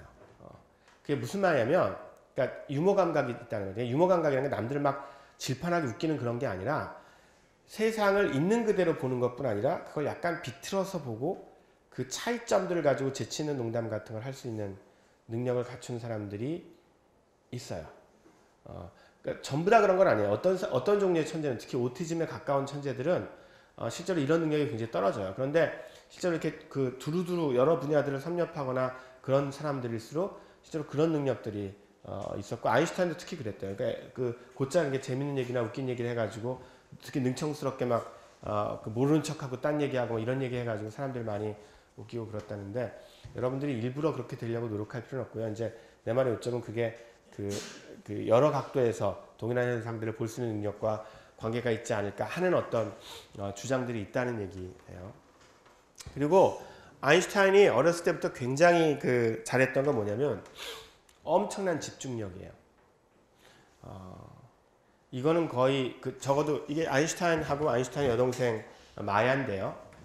마야가 이제 나중에 회고하는 바에 따르면은 아인슈타인은 그 집중력에 있어서는 도대체 저게 어린애가 맞아 싶을 정도로 엄청나게 강했다는 거예요. 그러니까 거의 병적인 것 같아요, 내가 보기에는. 그러니까 카드 쌓기 이러가 나는 도대체 믿어지진 않는데, 어쨌든 그 마야 주장에 의하면 그렇다니까 일단 소개를 할게요. 여러분 카드 있죠, 카드. 블럭 말고요, 카드로 집을 쌓을 수 있어요. 이렇게 잘 놓고, 세워가 잘 놓고, 위에다 한 장 놓고, 또 잘 놓고, 한 장 놓고. 나는 3층 이상 가본 적이 없는데, 아무리 해도. 그런 식으로 이렇게 잘 쌓을 수 있는데, 아인슈타인이 그거를, 지금 정확한 숫자 갑자기 기억이 안 나는데, 뭐 한 13층? 15층까지 쌓았어요. 자, 그러면 그게 뭘 의미하는지 한번 생각해 봐요. 15층까지 카드 쌓기를 했다는 건. 그건 뭘 의미하냐면, 아, 엄청난 일을 했구나. 그게 중요한 게 아니라요. 여러분들이 카드 쌓기를 좀 해보면 알겠지만, 거기까지 쌓으려면 실패를 얼마나 많이 해야 되는지 한번 생각해. 아인슈타인이 무슨 거미손이어서 이렇게 손에 놓기만 하면 척척 붙지는 않았을 거 아니에요. 그 사람은 똑같은 인간이니까 중력 조건 하에서 그 일을 했을 테니까 분명히 하면 쓰러지고 그랬을 거 아니에요. 그러니까 사실은 그런 걸 생각해 보면 어떤 게 굉장히 힘들었을 거냐면요. 가령 우리가 그냥 11층이라고 하죠. 그냥 굉장히 아주 머디스트하게 11층이라고 얘기하면 그 중에서는 그러면 10층까지 쌓다가 무너지는 경우도 무지 많았을 거 아니에요. 근데 10층까지 쌓기도 무지하게 힘든 일이에요. 그쵸? 그 사이에 얼마나 많이 무너졌어요. 여러분이 그걸 이제 감정이입을 해서 그쪽 상황에 한번 대봐요. 내가 수없이 계속 쓰러져가지고 10층까지 쌓았어. 그래가지고 이제 만족해가지고 다음을 올리는 순간 무너져 내렸어. 그랬을 때 좌절감을 한번 상상을 해봐요. 그럼 여러분은 그 순간에 또 하고 싶겠어요? 이런 일들이 사실은 과학기술 연구에서 되게 많이 벌어져요. 뭐냐면 내가 출동살동 해가지고 겨우겨우 실험이 되게 만들어놨는데 안 되는 거야. 다음 순간에. 그러면 여러분 같으면 사람인 이상 말로는 쉽죠. 그래 다시 또 도전해보는 거야. 근데 그게 말로는 쉬워도 자기가 여태까지 들인 노력을 엄청 들였는데 그게 무너지면 사람이 굉장히 허탈하고 힘이 쭉 빠져나가요. 그게 사람이에요. 원래 대부분 사람들은. 근데도 그걸 한다는 거는 어마어마한 끈기와 집중력이에요. 그러니까 사실은 그게 정말 중요해요. 그거는 거의 보편적으로 이쪽 과학연구에 대한 창의성의 혁신 연구하는 사람 다 공통적으로 동의하는 건데 실제로 머리는 아까 얘기했죠. 125. 머리보다 이 집중력과 끈기가 실제로 창의적 연구를 하는 데서 가장 결정적인 요인 중에 하나예요. 정말 근데 이게 말이 쉽지. 계속 얘기하지만 뭐 집중력과 끈기를 가져라라는 게 결코 쉬운 일은 아니에요. 내가 쉽다고 얘기하는 것도 아니에요. 다만 그건 어쨌든 우리가 노력을 통해서 어느 정도 이렇게 확장시켜 나갈 수 있는, 개발할 수 있는 그런 어떤 요소라는 거죠. 근데 아인슈타인은 어렸을 때부터 거기에 굉장히 탁월했던 거예요. 그런 능력이 있는 거죠. 그리고 이제 문제를 갖다 자기 혼자 힘으로 그렇다고 뭐 다른 사람한테 물어보거나 그러지 않은 건 아닌데 이제 자기가 다른 사람한테 안 풀리면 물어봤을 때 이제 풀어줄 거 아니에요. 그러면 그 풀어준 걸 이해한 다음에도 이걸 다른 방식으로 풀 수 있지 않을까라고 계속해서 뭔가 이렇게 혼자서 뭔가를 해보려는 능력들, 그런 노력들을 되게 많이 했어요. 자, 그걸 잘했다는 건 아니에요. 예를 들어서 아인슈타인이 누가 이제 야 이렇게 풀어라고 이렇게 보면 푼 걸 이렇게 배운 다음에 내가 다른 방식으로 풀어봐야지. 그럼 항상 뭐 기가 막힌 엄청난 풀이 방법을 개발해내고 그래가지고 막 칭찬받고 그랬다는 게 아니에요. 중요한 건 그렇게 했다고요. 그런 노력을. 그러니까 뉴턴하고 똑같죠. 뉴턴도 책을 읽을 때 어떻게 읽었다고요? 그냥 그렇구나 하고서 따라가는 게 아니라 꼭 이렇게 생각해야 될까? 옆에다 이렇게 이거는 꼭 이런 식으로 생각할 필요 없이 잘 안 되네. 뭐 이런 얘기도 나와요. 그러니까 되고 안 되고가 문제가 아니에요. 자기가 얼터너티브를 생각해보고 그걸 어떤 식으로 말이 되게 해보려고 노력하려는 그런 태도가 몸에 배어 있었던 거예요. 뉴턴하고 마찬가지로 아인슈타인도 어렸을 때부터. 그래서 실제로 초등학교 때 그 공부를 성적이 그렇게 안 좋았는데 왜냐면 실제로 초등학교 때는 어떤 애가 공부를 잘해요. 그러니까 그 주어진 계산 방식을 열심히 공부하고 연습을 많이 해가지고 그냥 척척척척. 그리고 당시에 이제 그 19세기 아인슈타인 19세기 말에 초등학교를 다녔으니까 19세기 말에 독일의 교육 제도는 군대식이었어요. 당시에 이제 독일이 이제 굉장히 그런 군대식 문화가 널리 퍼져 있어가지고 어떤 시험이 이런 거예요. 딱 선생님이 딱 서 있다가 뭐 여기서 3 더하기 7은 너 그러면 딱 일어나 네 10입니다. 뭐 이런 식으로 탁탁탁 이렇게 지적하면 일어나가지고 탁탁 바로바로 대답해야 되는 건데 아인슈타인은 생각이 많은 친구니까 일단 잘 틀리고요. 구인가? 뭐 이러다가 한 대 맞고 그 다음에 이제 가만히 있어 보세요. 그걸 갖다가 꼭 그렇게 계산하지 마. 이러다가 이제 한 대 맞고 이런 식으로 그러니까 그런 어떤 그 자기가 독립적으로 생각하려는 과정에서 그렇다고 엄청 그걸 잘했다는 건 아니고요. 근데 그 과정에서 기존 교육 과정과 잘 안 맞아서 분명히 구박을 받거나 실제로 이제 아인슈타인 어렸을 때 그 초등학교 선생님 중에서는 폭언을 한 사람이 있어요. 그래서 아마 그게 계속 인용이 되는데 너 같은 놈은 뭔가 쓸모 있는 일을 할 것 같지 않다. 뭐 이런 얘기를 한 사람이 있어요. 그래가지고 그게 계속 인용이 되죠. 이거 봐라, 얼마나 기존 교육제도가 어느 한계가 있는가. 근데 문제는 뭐냐면 나중에 얘기하겠지만 아인슈타인이 학교 교육을 항상 싫어했던 게 아니에요. 그런 식의 궁극주의적이고 암기식 강압적인 교육을 싫어했지, 실제로 교육이 학생들의 그 생각을 북돋고 그러면 전체적으로 이렇게 서로 토론하고 대안을 찾아보고 하는 방식으로 교육이 이루어졌을 때는 굉장히 좋아했어요. 그리고 그게 이제 나중에 나오겠지만 이 식인데요. 아인슈타인이 이제 그 독일 시절에는, 독일에서는 계속해서 그런 그 강압적인 교육에 시달리다 보니까 아인슈타인의 집이 독일에서 그 사업을 하다가 이렇게 별로 망했어요. 그래서 결국은 가정 형편이 굉장히 안 좋아져서 이탈리아로 가족이 모두 이주를 하게 됐어요. 거기에 이제 친척이 있어서 친척하고 같이 사는 시작을, 미안해요.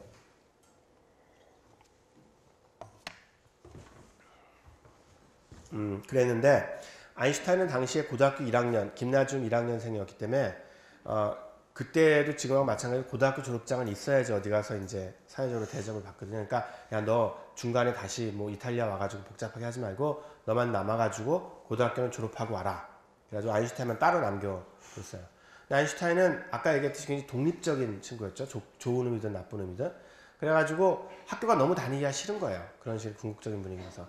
그래가지고 어떻게 했냐면 자기가 아는 의사하고 짜고, 의사를 막 설득해가지고 짜고, 자기가 아프다는 진단서를 뗀 다음에 그 다음에 이제 부모님의 사인을 위조해가지고 우리 애가 아프니까 자퇴하기를 원한다고 이렇게 서류를 위조해가지고 그거를 고등학교에 제출하고 자퇴를 했어요. 자퇴를 하고서, 그러니까 이게 이런 얘기를 사실 내가 저 학부모들 같은 분들 모아놓고서 얘기를 하면 굉장히 당혹스러운데, 이걸 잘했다고 해야 되나 못했다고 해야 되나. 그러니까 분명히 부모된 입장에서는 사실은 별로 그런 애 있으면 끔찍한 일이죠. 근데 그 정도는 이제 굉장히 자기 일을 갖다 자기식으로 처리하는데 아주 익숙해 있던 시기여서, 그래서 이제 부모님이 저 생활하라고 준 돈을 펑펑 써가면서 신나게 이제 여행하면서 이탈리아까지 와가지고 집에 딱 나타나서 저 왔어요 그러는 거예요. 그러니까 너무 놀랬죠. 어떻게 된 거냐. 그러니까 다니기 싫어가지고 때려쳤어요. 그래서 이제 그 대신 그럼 어떻게 할 거냐 도대체, 너 고등학교 졸업장도 없이. 그랬더니 나 당시에 굉장히 명문으로 알려져 있던 스위스 연방공과대학에 가겠다고. 그러니까 수학 성적이나 과학 성적은 꽤 좋았기 때문에 자신 있다고 그렇게 얘기를 했고, 그래서 이제 아인슈타인 부모가 그러면 그게 되겠냐, 네가 고등학교는 졸업해야지만 원래 연방공과대학 시험을 볼 수 있거든요. 요즘하고 똑같죠. 여러분들 대학을 들어가려면 졸업장이 있어야 되잖아요. 뭐 그 당시에는 검정고시 제도도 없거든요. 그러니까 그런 문제가 있어서 이제 아름아름을 통해 가지고 이제 청탁을 넣었더니, 그럼 시험은 보게 해주겠다. 연방공과대학 시험을 보게 해주겠다. 허락을 얻어가지고 그 다음에 시험을 봤는데 아인슈타인이 수학 성적은 아주 뛰어났는데, 뭐 당연하겠죠. 그러니까 공부를 못했던 건 아니에요. 아까 얘기했듯이 교육제도의 문제. 수학 성적은 상당히 좋았는데 다른 과목 성적이 워낙 뭐 그렇잖아요. 역사니 이런 것들 제대로 공부한 적이 없을 테니까 그 학교를 안 다녔으니까, 쉽게 얘기해서 학교를 안 다녔으니까 아인슈타인이 아무리 천재여도 안 배운 걸 어떻게 시험을 잘 보겠어요. 그래서 시험을 잘 못 봤어요. 그랬더니 그때 스위스 연방공과대학 학장이 뭐라고 제안을 했냐면, 그럼 너 저 스위스에 있는 아라우라는 칸톤에 있는 학교, 그 학교에 가가지고 1년만 다니고 와라. 다녀가지고 고등학교 졸업장을 따라. 그러면 입학을 시켜주겠다. 그 다음에는 시험을 따라 안 보고 입학을 시켜주겠다. 일종의 특별 허가를 내죠. 요즘 같으면 사실 어려운 일인데 그때만 해도 이제 훨씬 유연하게 재량권을 가지고 있었나 봐요. 그래서 그 학교에 가게 되는데, 그게 이때 졸업사진이에요. 여기에 아인슈타인이 여기 있어요. 여기 있고, 자 여러분, 이게 졸업사진인데요. 아라우의 고등학교 졸업사진인데, 이 사진을 잘 보세요. 여기서 누가 선생님이고 누가 학생인지 구별할 수 있는 사람. 선생님하고 학생이 섞여 있거든요. 나도 구별 못해요. 나도 옆에 설명 보고 알았는데, 요점은 뭐냐면 그 정도로 자유스러운 분위기였어요. 그러니까 뭐 예를 들어서 학생하고 선생은 다른 옷을 입는다든가, 뭐 학생은 뒤에 서고 선생님을 앞에 앉는다든가, 이런 게 없었어요. 지금 섞여 있어요. 나도 좀 정확히 기억이 안 나는데 학생하고 선생이 막 왔다 갔다 섞여 있단 말이에요.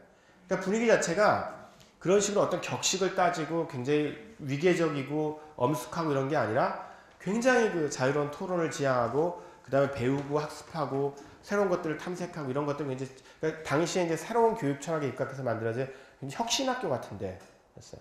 여기는 엄청 좋아했어요. 어느 정도로 좋아했냐면 아인슈타인이 자서전에서 내 생애에 가장 행복했던 1년은 여기서 보냈다라고 얘기를 할 정도였어요. 그러니까 요점 뭐냐면 천재는 기존 학교에 안 맞는다. 이 사람들 워낙 똑똑하기 때문에 이해를 못 받는다. 그러니까 이 사람들은 따로 모아서 교육시켜야 된다는 말은 사실은 적어도 아인슈타인의 경우에는 맞지 않아요. 가령 예를 들어서 저기 졸업한 친구들이 다 천재였던 게 아니에요.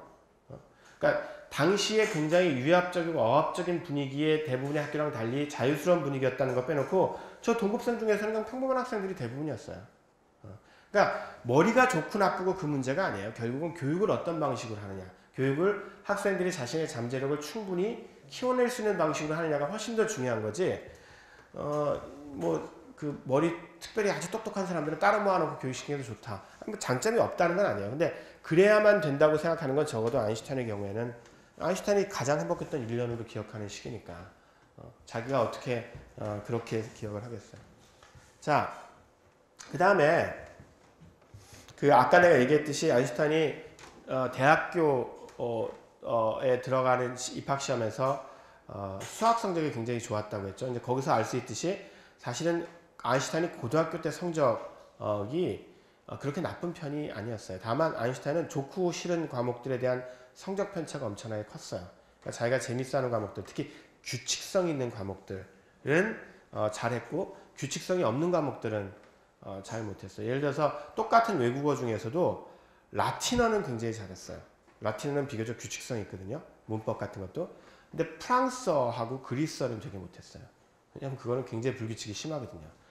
그러니까 수학이나 과학 같은 건 굉장히 잘했는데 예를 들어서 역사 같은 것들은 상대적으로 좀 못한 편이고. 자, 그걸 어떻게 할 수 있냐면 아인슈타인 성적표가 있어야 되는데 내가 지웠나? 이런 안타깝네요. 자, 여러분 내 말을 믿으세요. 내가 다음 시간에 내가 이 사진으로 바꾸면서 지운 모양이에요. 아인슈타인 성적표가 남아있어요. 고등학교 때 성적표가. 그래가지고 실제로 저 얘기들을 확인할 수 있는데 이게 역사의 아이러니가 뭐냐면 아인슈타인이 고등학교 때 성적이 거의 바닥을 기었다고 나와 있거든요. 근데 그렇게 된 이유가 있어요. 그렇게 된 이유가 뭐냐면 아인슈타인이 고등학교를 졸업하자마자 독일 고등학교의 성적 표기 시스템이 바뀌었는데 어떤 식으로 바뀌었냐면 완전히 뒤집어졌어요. 무슨 말이냐면 이런 식이에요. 그 전까지는 아인슈타인의 성적표를 보면 그러니까 1점이 제일 잘한 거고 5점이 제일 잘한 거고 그 다음에 4점, 3점, 2점, 1점 이게 1점이 제일 못한 거고 그런 식으로 돼 있어요. 그래서 아인슈타인 성적표를 보면 수학이나 과학 분야는 5점이고 예를 들어서 라틴어도 5점인가 4점이고 가령 프랑스어나 그리스어는 3점이에요. 그러니까 2점이나 1점은 아예 없어요. 그러니까 어떤 친구들이 대충 알겠죠. 요즘 우리말로 하면 대부분 그러니까 자기가 잘하고 좋아하는 과목들은 수고 그 다음에 요즘에 그거 써요? 수음이한가? 고등학교에서? 등급제요? 그래. 그럼 그런 것들은 대충 1등급이고 그 다음에 예를 들어서 뭐 그리스어나 프랑스어 같은 거 뭐 3, 4등급 정도 하고 그 5, 6등급 밑에 이런 거는 없는 거예요. 그러니까 꽤 잘하는, 그러니까 평범하게 공부 잘하는 학생이죠. 반에서 뭐 여러분 대충 감이 오죠. 그런 친구였던 거예요. 그러니까 모든 게 다 1등급도 아니고 그렇다면 모든 게 다 제일 밑에 등급이 뭐예요? 9등급? 9등급도 아니고 그러니까 여러분이 이렇게 전형화하기가 어렵죠. 이렇게 뭔가 엄청 잘하거나 아니면 엄청 못하고 그게 아니고 그냥 평범하게 잘하는 애였어요. 1등급이 몇 개 있고 2, 3등급 몇 개 있고 뭐 아주 못하는 건 뭐 4등급도 있고 이 정도. 4등급 밑에는 하나도 없고. 근데 이게 아인슈타인 졸업한 다음에 뒤집어졌어요. 등급이. 그래서 1점이 제일 잘하는 게 되고 5점이 제일 못하는 게 되고 그리고 그게 계속해서 그것까지 이어졌어요. 그러니까 나중 사람들이 아인슈타인 성적표를 보면 어떤 느낌이 들어요? 얘는 대부분 다 9등급이고 그다음에 일부가 7, 8등급이 좀 있구나 이렇게 보일 거 아니에요. 그러니까 엄청 공부를 못했다고 판단을 한 거예요. 그래서 그게 참 역사의 아이러니죠. 왜 하필이면 그 순간에 그게 뒤집어져 가지고 왜냐하면 사람들이 자기가 믿고 싶은 걸 믿잖아요. 아인슈타인 정도 되는 천재라면 고등학교 때 뭔가 이렇게 밑에 바닥을 쫙 깔면서 굉장히 신화적이잖아요. 그렇게 공부를 못했는데 사실은 그거는 이 천재성을 못 알아본 고등학교 교육 때문이고 사실은 나중에 보니까 엄청 선세적이었다. 뭐 이러면 이제 굉장히 뭔가 있어 보이는데 그에 비해서 아인슈타인 고등학교 때 웬만큼 했었어. 그러다 뭐 나중에도 잘하고 이러면 별로 이렇게 멋있어 보이지가 않죠. 그러니까 뭔가 이렇게 뉴스 이펙트 때문에 나타난 결과라고 볼 수가 있어요. 자, 한 가지 또 신화를 더 얘기를 하면 자, 졸업 때 아인슈타인이 이렇게 대학교를 들어갔는데 왜 졸업 때 성적이 꼴찌였냐면 4명이가 5명 졸업했는데 꼴찌였는데 그 꼴찌라는 게 어떤 의미의 꼴찌냐면 이런 식이에요. 1등이 뭐 99점 받았으면 아인슈타인은 한 85점쯤 받았어요. 무슨 말인지 알겠죠? 그러니까 무슨 뭐 전부 F를 깔고 그 얘기가 아니라 대충 졸업한 애들이 다 공부를 되게 열심히 해가지고 잘했는데 잘한 애 그룹 중에서는 좀 성적이 떨어졌던 거죠. 그럼 왜 그런 일이 벌어졌냐면 아인슈타인이 공부를 못했거나 안 한 게 아니라 다른 공부를 했어요. 그러니까 연방공과대학교 4년을 다니면서 아인슈타인이 주로 시간을 제일 많이 투자하고 제일 열심히 공부했던 분야가 혹시 뭔지 아는 사람 있어요? 미리 그걸 읽었으면 알 텐데 실험을 했어요. 실험. 황당한 얘기죠. 아인슈타인이 이론 물리학자로 알려져 있는데 아인슈타인이 실험을 무지하게 잘했어요. 그래서 4년 내내 실험실에서 있었어요. 실험실에서 실험하면서. 실제로 아인슈타인이 특허도 몇 개 가지고 있어요. 냉장고 특허나 이렇게 몇 가지 특허를 가지고 있어요. 왜냐하면 실험을 통해서 자기가 이렇게 그 아이디어들이 떠올린 것들을 상용화해가지고 사실은 그 특허가 상당한 도움이 됐어요. 경제적으로. 나중에 이제 첫 번째 아내랑 이혼하고 그 생활비도 주고 그다음에 그때 낳은 아들한테 교육비, 생계비 이런 걸 주면서 양육비를 줬어야 되거든요. 그때 그 특허들을 많이 활용을 했어요. 그래서 실제로 아인슈타인이 굉장히 요즘 말의 의미로 융복합적인 인재였던 거예요. 그러니까 실제로 이렇게 맨날 수학 계산만 하는 그런 사람이 아니고 우주의 신비를 보는 사람이 아니라 실제로 굉장히 이렇게 통합적으로 이렇게 뉴턴도 그랬죠. 여러분 영화 보면 뉴턴이 얼마나 실험을 잘했어요. 그러니까 그런 실험적 능력과 또 오해는 하지 말아요. 그렇다고 모든 창의적 인재는 반드시 그렇게 실험하고 이론을 둘 다 해야 된다. 그런 뜻은 아니에요. 그런 뜻은 아닌데 그런데 실제로 적어도 뉴턴과 아인슈타인 정도 되게 역사를 바꿀 정도의 일을 한 사람들을 보면 되게 둘 다 잘해요. 되게. 그렇다는 얘기예요. 그러니까 일반하기가 되게 쉽지는 않지만 뉴턴도 그렇고 공교롭게도 아인슈타인도 굉장히 실험에 뛰어난 사람이었죠. 자, 그렇기 때문에 평소에 대학교 다닐 때 강의에 잘 안 들어갔어요. 강의에 잘 안 들어가고 그럼 강의에 잘 안 들어가면 자, 이게 냉정한 얘기예요. 강의에 잘 안 들어가면 아인슈타인도 시험을 못 봐요. 세상에 공짜는 없어요. 여러분들 천재는 아닐 것 같죠? 그런 거 없어요, 세상에. 천재는 뭐 이렇게 보지도 않고서 그냥 척척척척 다 풀어요? 그거는 무슨 문제가 나올지 뻔할 때 얘기예요. 그게 아니라 그 수업이 인포머티브한 수업이 뭔가 이렇게 뭔가 새로운 걸 가르쳐주고 뭔가 내용이 있는 수업이면 예를 들어서 1학년 때 여러분이 배우는 대학 수학이나 대학 물리학은 그럴 수 있어요. 만약에 자기가 천재적으로 그걸 되게 혼자서 딱 독학해가지고 금방 다 할 수 있는 거면 시험이 가능한데 근데 그렇지 않고 뭔가 상당한 내용들을 가지고 있으면 아무리 천재라도 수업 안 들어가고 공부 제대로 안 하고서 시험을 잘 볼 수는 없어요. 아인슈타인도 마찬가지였죠. 그러니까 그런 의미에서 성적이 그렇게 좋지가 않았던 거예요. 그리고 그 당시에 아인슈타인이 맨날 수업을 빼먹던 수업 중에서 하나가 민콥스키라는 굉장히 뛰어난 수학자가 가르치던 수업이 있었는데 그래서 민콥스키가 나중에 아인슈타인이 굉장히 유명해진 다음에 그 아인슈타인이 내가 알던 아인슈타인이 맞냐고 그랬어요. 사람들한테. 맨날 수업 안 들어오고 그 다음에 나한테 맨날 그렇게 그 야단 맞던 그 아인슈타인이 맞냐고 그랬거든요. 그러니까 그 정도로 그 사실은 대학교 때 평가는 좀 그랬던 거죠. 그러니까 맨날 실험실에 처박혀 있고 공부는 제대로 안 하는 그런 친구로 알려져 있었는데 근데 이거는 좀 관련된 얘기라서 근데 민콥스키라는 사람이 정말 대단한 사람인 게 그러니까 여러분 그 과학 연구에서는 편견을 안 가지고 있는 게 되게 중요해요. 그러니까 예를 들어서 근데 그런 일들이 있어요. 마태 효과라고 그래가지고 불행한 일인데 똑같은 연구 내용이라도 누가 그거 가지고 실험을 해봤어요. 똑같은 연구 내용, 거의 비슷한 연구 내용이라도 그 논문이 어떤 저널에 투고될 때 그 투고된 주소가 그 굉장히 유명한 연구기관일 때, 그래서 뭐 하버드 대학이라든가 MIT라든가 칼텍이라든가 이런 어떤 굉장히 유명한 전 세계 이름 있는 연구기관일 때, 예를 들어서 뭐 저기 아프리카의 어떤 나라나 아니면 뭐 동아시아의 어떤 나라나 이런 나라에서 거의 비슷한 내용의 연구 내용은 똑같아도 거의 투고될 때보다 훨씬 더 계제율이 높다는 사실이 알려져 있어요. 참 불행한 일이지만 실제로 그 연구 현실에서는 그런 효과들이 작용을 하는 거죠. 실제로 그 지명도에 따라서 사람들이 자기도 모르는 사이에 하버드 대학교 교수가 쓴 논문이라고 하면 왠지 훌륭해 보이고, 그에 비해서 뭐 짐바브웨 대학교 교수가 쓴 논문이라고 하면 아이 뭐야 이거 허접하게, 이런 효과들이 있는 거죠. 근데 그럼에도 불구하고 그런 효과들은 사실은 피하기가 어려워요. 우리가 그리고 그게 이제 일종의 인포메이션 필터 역할들도 하기 때문에. 왜냐하면 평균적으로 볼 때 실제로 좋은 대학교에서 나오는 논문이 평균적으로 볼 때는 분명히 좀 떨어진 대학교에서 나온 논문보다 더 낫거든요. 그러다 보니까 사람들이 아무래도 좋은 대학교 출신이 쓴 논문들을 훨씬 더 자주 보게 되는 거예요. 그러니까 그런 어떤 여러 가지 이유들이 있어서 사실은 이걸 완전히 탈피하기는 어렵지만, 중요한 건 그것이 오류라는 사실을 깨달았을 때는 여러분들이 그 과학자로서의 객관성은 반드시 그걸 고쳐야 돼요. 그러니까 민콥스키가 그런 의미에서 굉장히 내가 보기엔 어떻게 보면 모범적인 사람이었어요. 그러니까 민콥스키는 처음에 아인슈타인을 되게 우습게 봤죠. 수업도 잘 안 들어오고 학점도 잘 못 받고. 근데 나중에 보니까 아인슈타인이 굉장히 뛰어난 일을 한 거예요. 그래서 민콥스키가 어떤 일을 했는지 알아요?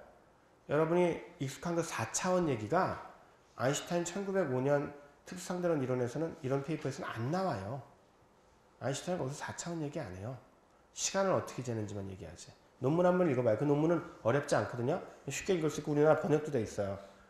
근데 그 논문에선 우리가 시간을 도대체 어떻게 재는가, 도대체 시계를 어떻게 싱크로나이즈 시킬 수 있는가, 그런 얘기들을 주로 해요. 그런 얘기들을 주로 하고, 그걸 통해서 그 로렌츠 피츠제럴드 컨트랙션, 내가 나중에 보여줄 그 포뮬라를 이주도, 그거 끝이에요. 여러분들이 지금 상대론 배울 때 익숙한 그 4차원 시공간 얘기가 안 나와요. 그건 누가 만들었냐면 민콥스키가 만들었어요. 그러니까 민콥스키가 1907년에 처음에는 자기가 그렇게 우습게 봤지만, 이 친구 훌륭한 일을 했네, 다시 재평가하는 거예요. 훌륭한 학자는. 이 논문을 잘 들여다보니까 이거를 아인슈타인이 원래 생각한 이런 방식대로보다, 이 사람은 수학자니까, 민콥스키는 수학적으로 4차원 시공간으로 표현하면 이렇게 깔끔하게 잘 이해가 되는구나. 그래서 현재 우리가 특수상대성 이론을 사용하는 포멀리즘은 다 민콥스키 포멀리즘을 사용하죠. 그래서 아인슈타인이 처음에는 그걸 안 받아들이다가 마지못해서 받아들이게 돼요. 그러니까 그런 식으로 이게 여러 가지 함축을 가지는데, 무슨 말이냐면, 첫 번째는 아까 얘기했듯이 처음에 편견을 가지고 아니면 뭐 잘못된 생각을 해서 판단을 했더라도 그 다음에 업데이트되는 정보를 가지고 끊임없이 최대한 객관적이려고 노력하는 게 생산적인 과학 연구에서 굉장히 중요하다는 사실이에요. 민콥스키가 그러니까 굉장히 중요한 기여를 했죠. 또 한 가지는 뭐냐면, 여러분들이 특수상대성 이론이라고 알려져 있는 책에, 교과서에 나오는 내용이 아인슈타인 혼자 하는 거예요. 대부분이 그래요. 거기에는 아인슈타인의 특수상대성 이론이라고 붙지만, 실제로는 아인슈타인이 제일 처음에 어떤 이론을 내고 그 이론을 후속 학자들이 끊임없이 보완하고 개발하고 해가지고 뭉쳐진 내용들 전체가 교과서에 실리는 거예요. 그러니까 어떤 경우에도 아인슈타인처럼 천재적인 학자일조차도 그 어떤 이론을 처음부터까지 혼자서 완전히 다 만들어내지는 못해요. 그러니까 항상 과학은 기본적으로 그 집단적 활동이란 말이에요. 그러니까 누군가 어떤 일을 하면, 선도적으로 어떤 일을 하면 그 일들을 계속해서 보완해 가면서 그것들을 완성해 나가는 그런 방식으로 작업들이 이루어진다는 거죠. 자, 이것도 좋은 예인데요. 또 다른, 흔히 아인슈타인의 작업을 보고서, 특히 아인슈타인이 이제 그런 이유 때문에, 그러니까 그다지 성적이 좋지 못해가지고 이제 특허청에서 근무를 하게 되는데, 그 과정에서 이제 낮에는 근무를 하고 이제 밤이나 토요일, 일요일 날 이제 그 연구를 했거든요. 근데 그렇게 하고서도 1905년에 역사적으로 물리학 역사에서 기념비적인 3편의 논문을 써요. 특수상대성 이론 논문까지 포함해서. 그래서 사람들이 그렇게 많이 얘기를 해요. 야, 아인슈타인이 특허청을 다니면서 일을 했어도 머리가 한창 반짝반짝할 때 3편이나 훌륭한 논문을 썼는데, 만약에 특허청 안 다니게 하고 누군가 그 사람의 재능을 알아보고서 처음부터 아인슈타인을 굉장히 좋은 자리에, 좋은 연구원 자리를 줬으면 그럼 얼마나 뛰어났겠냐. 이건 정말 인재의 낭비다. 이건 정말 뛰어난 능력을 다 낭비한 거다. 그러니까 그만큼 그 과학자들 중에서 능력이 있는 사람들을 어렸을 때부터 딱 뽑아가지고 그 사람을 연구에 이렇게 아주 머리가 잘 돌아갈 때 연구에 투입시키는 게 굉장히 중요하다. 이런 담론들이 있어요. 영재교육 담론하고 비슷하게 아주 어렸을 때부터 과학자들은 딱 머리 좋을 때 과학만 하도록 쫙 이렇게 집중적으로 나는 개인적으로 거기에 대해서 회의적이에요. 물론 근데 뭐 내가 그쪽 분야를 전문성을 가진 만큼 그 엄청난 능력을 그냥 연구를 한 게 아니기 때문에 함부로 얘기하기는 어려운데 그렇게 해서 성공할 수 있는 분야가 있다고 생각해요. 근데 실제로 아인슈타인을 그 예로 드는 거는 분명히 문제가 있어요. 왜냐하면 아인슈타인의 특허청 경력은 실제로 특수상대성 이론을 아인슈타인이 개발하는데 굉장한 도움을 줬거든요. 그게 무슨 말이냐면 당시에 아인슈타인이 특허청에서 어떤 특허를 심사했는지, 특허를 심사할 때는 뭐가 필요해요? 기존에 나왔던 특허보다도 새로운 참신성이 있는가, 좀 더 편리한가, 뭐 이런 것들을 판정해가지고 심사하죠. 그거 역할을 아인슈타인이 했는데, 아인슈타인이 그 당시 주로 심사했던 특허 목록들을 보면, 그걸 이제 이 피터 갤리스라는 사람이, 이 책도 이제 곧 번역돼서 나와요. 연구를 해가지고 이 책을 쓴 건데, 그 당시 아인슈타인이 주로 심사했던 특허의 목록들을 보면, 그 시계를 어떤 방식으로 동기화시키는지, 싱크로나이제이션 시키는지에 대한 특허를 주로 집중적으로 심사를 했어요. 시계를 동기화시킨다는 게 뭐냐면, 왜 여러분들 영화 같은 데서 보면, 야, 이 작전은 정확히 2시간 만에 이루어져야 돼. 그러니까 우리 모두 시계를 맞추자. 그래가지고 시계를 딱 맞추고 각자 흩어진 다음에 딱 만나잖아요. 그런 게 이제 싱크로나이제이션이에요. 그러니까 그 시계들을 같은 시점에서 움직이게 하게 만드는 게 이제 싱크로나이제이션인데, 이 문제가 당시에 굉장히 중요했어요. 왜 중요하냐면, 이건 이야기가 조금 쉽지 않을 텐데, 여러분이 워낙 그 지금 시간대에 익숙해져 있어서, 여러분, 그 지구상에서의 시간은 해가 언제 뜨고 지는지에 따라서 사실은 24시간으로 나눈 거잖아요. 그렇죠? 절대 시간이 아니라. 그래서 지구상에서의 시간은 지구상에 여러분이 어떤 위치에 있는지에 따라서 사실은 객관적으로 똑같은 시점인데 시간이 다르죠. 무슨 말이냐면 여러분 우주 바깥에 나가서 어떤 딱 시점을 딱 고정시켜도 우리한테는 그게 오전 11시인데 예를 들어서 우리보다 시차에 1시간 있는 중국에 가면 그게 오전 10시가 되고 이런 식으로 이제 계속 바뀌잖아요. 1시간 단위로. 그렇죠? 그건 왜 그래요? 지구가 자전을 하기 때문에 해가 뜨고 지는 시간에 맞춰가지고 시간을 나누기 때문에. 그러니까 우리가 흔히 시간이라고 얘기하는 거 오늘 지금 몇 시니? 뭐 12시, 1시 이거는 사실은 객관적인 시간이 아니라 지표면을 기준으로 한 시간이에요. 왜냐하면 다 다르니까. 내가 지금 12시라고 해도 미국은 12시가 아니라 오후 2시고 새벽 2시고 이렇잖아요. 그러니까 그게 객관적인 시간이 아니죠. 자, 거기까지는 좋고. 근데 지금은 우리가 이거를 1920몇 년인가 이후로는 그걸 1시간 단위로 나눠서 시간대를 규정을 하죠. 그죠? 1시간 단위로 자르잖아요. 그래서 한 바퀴 뺑 돌면 날짜 변경선이라는 걸 남태평양에서 지나는 1시간을 하루를 갖다 빼고 뭐 이런 식으로 일을 처리하는데 원칙적으로 지구가 돌 때 컨티뉴어스하게 돌죠. 이렇게 그렇죠? 이게 톡톡톡 이렇게 1시간 단위로 돌지 않잖아요. 무슨 말인지 알겠어요? 그러니까 사실 그 1시간 단위로 시간을 자른 거는 그냥 컨벤션이에요. 컨벤션이고 실제로 여기 있을 때 시간하고 그런 의미에서 내가 여기 있을 때 시간하고 아주 미세한 차이가 있죠. 그걸 뭉쳐가지고 이만큼 그 지구자우선 이만큼 좀 잡아가지고 이걸 1시간이라고 얘기할 뿐이지 실제로는 지구상에서의 모든 위치가 그러니까 무슨 말이냐면 경도가 달라지면 지구상에서 경도가 달라지면 조금이라도 달라지면 시간은 사실은 달라지게 돼 있는 게 원래 맞아요. 그래서 이 모든 게 여러분한테 직관적으로 잘 안 와닿지만 여러분 상상하기 어렵겠지만 옛날에는요. 여기서 옛날이라는 건 뭐 20세기 초까지도 모든 중요한 도시가 시간이 다 달랐어요.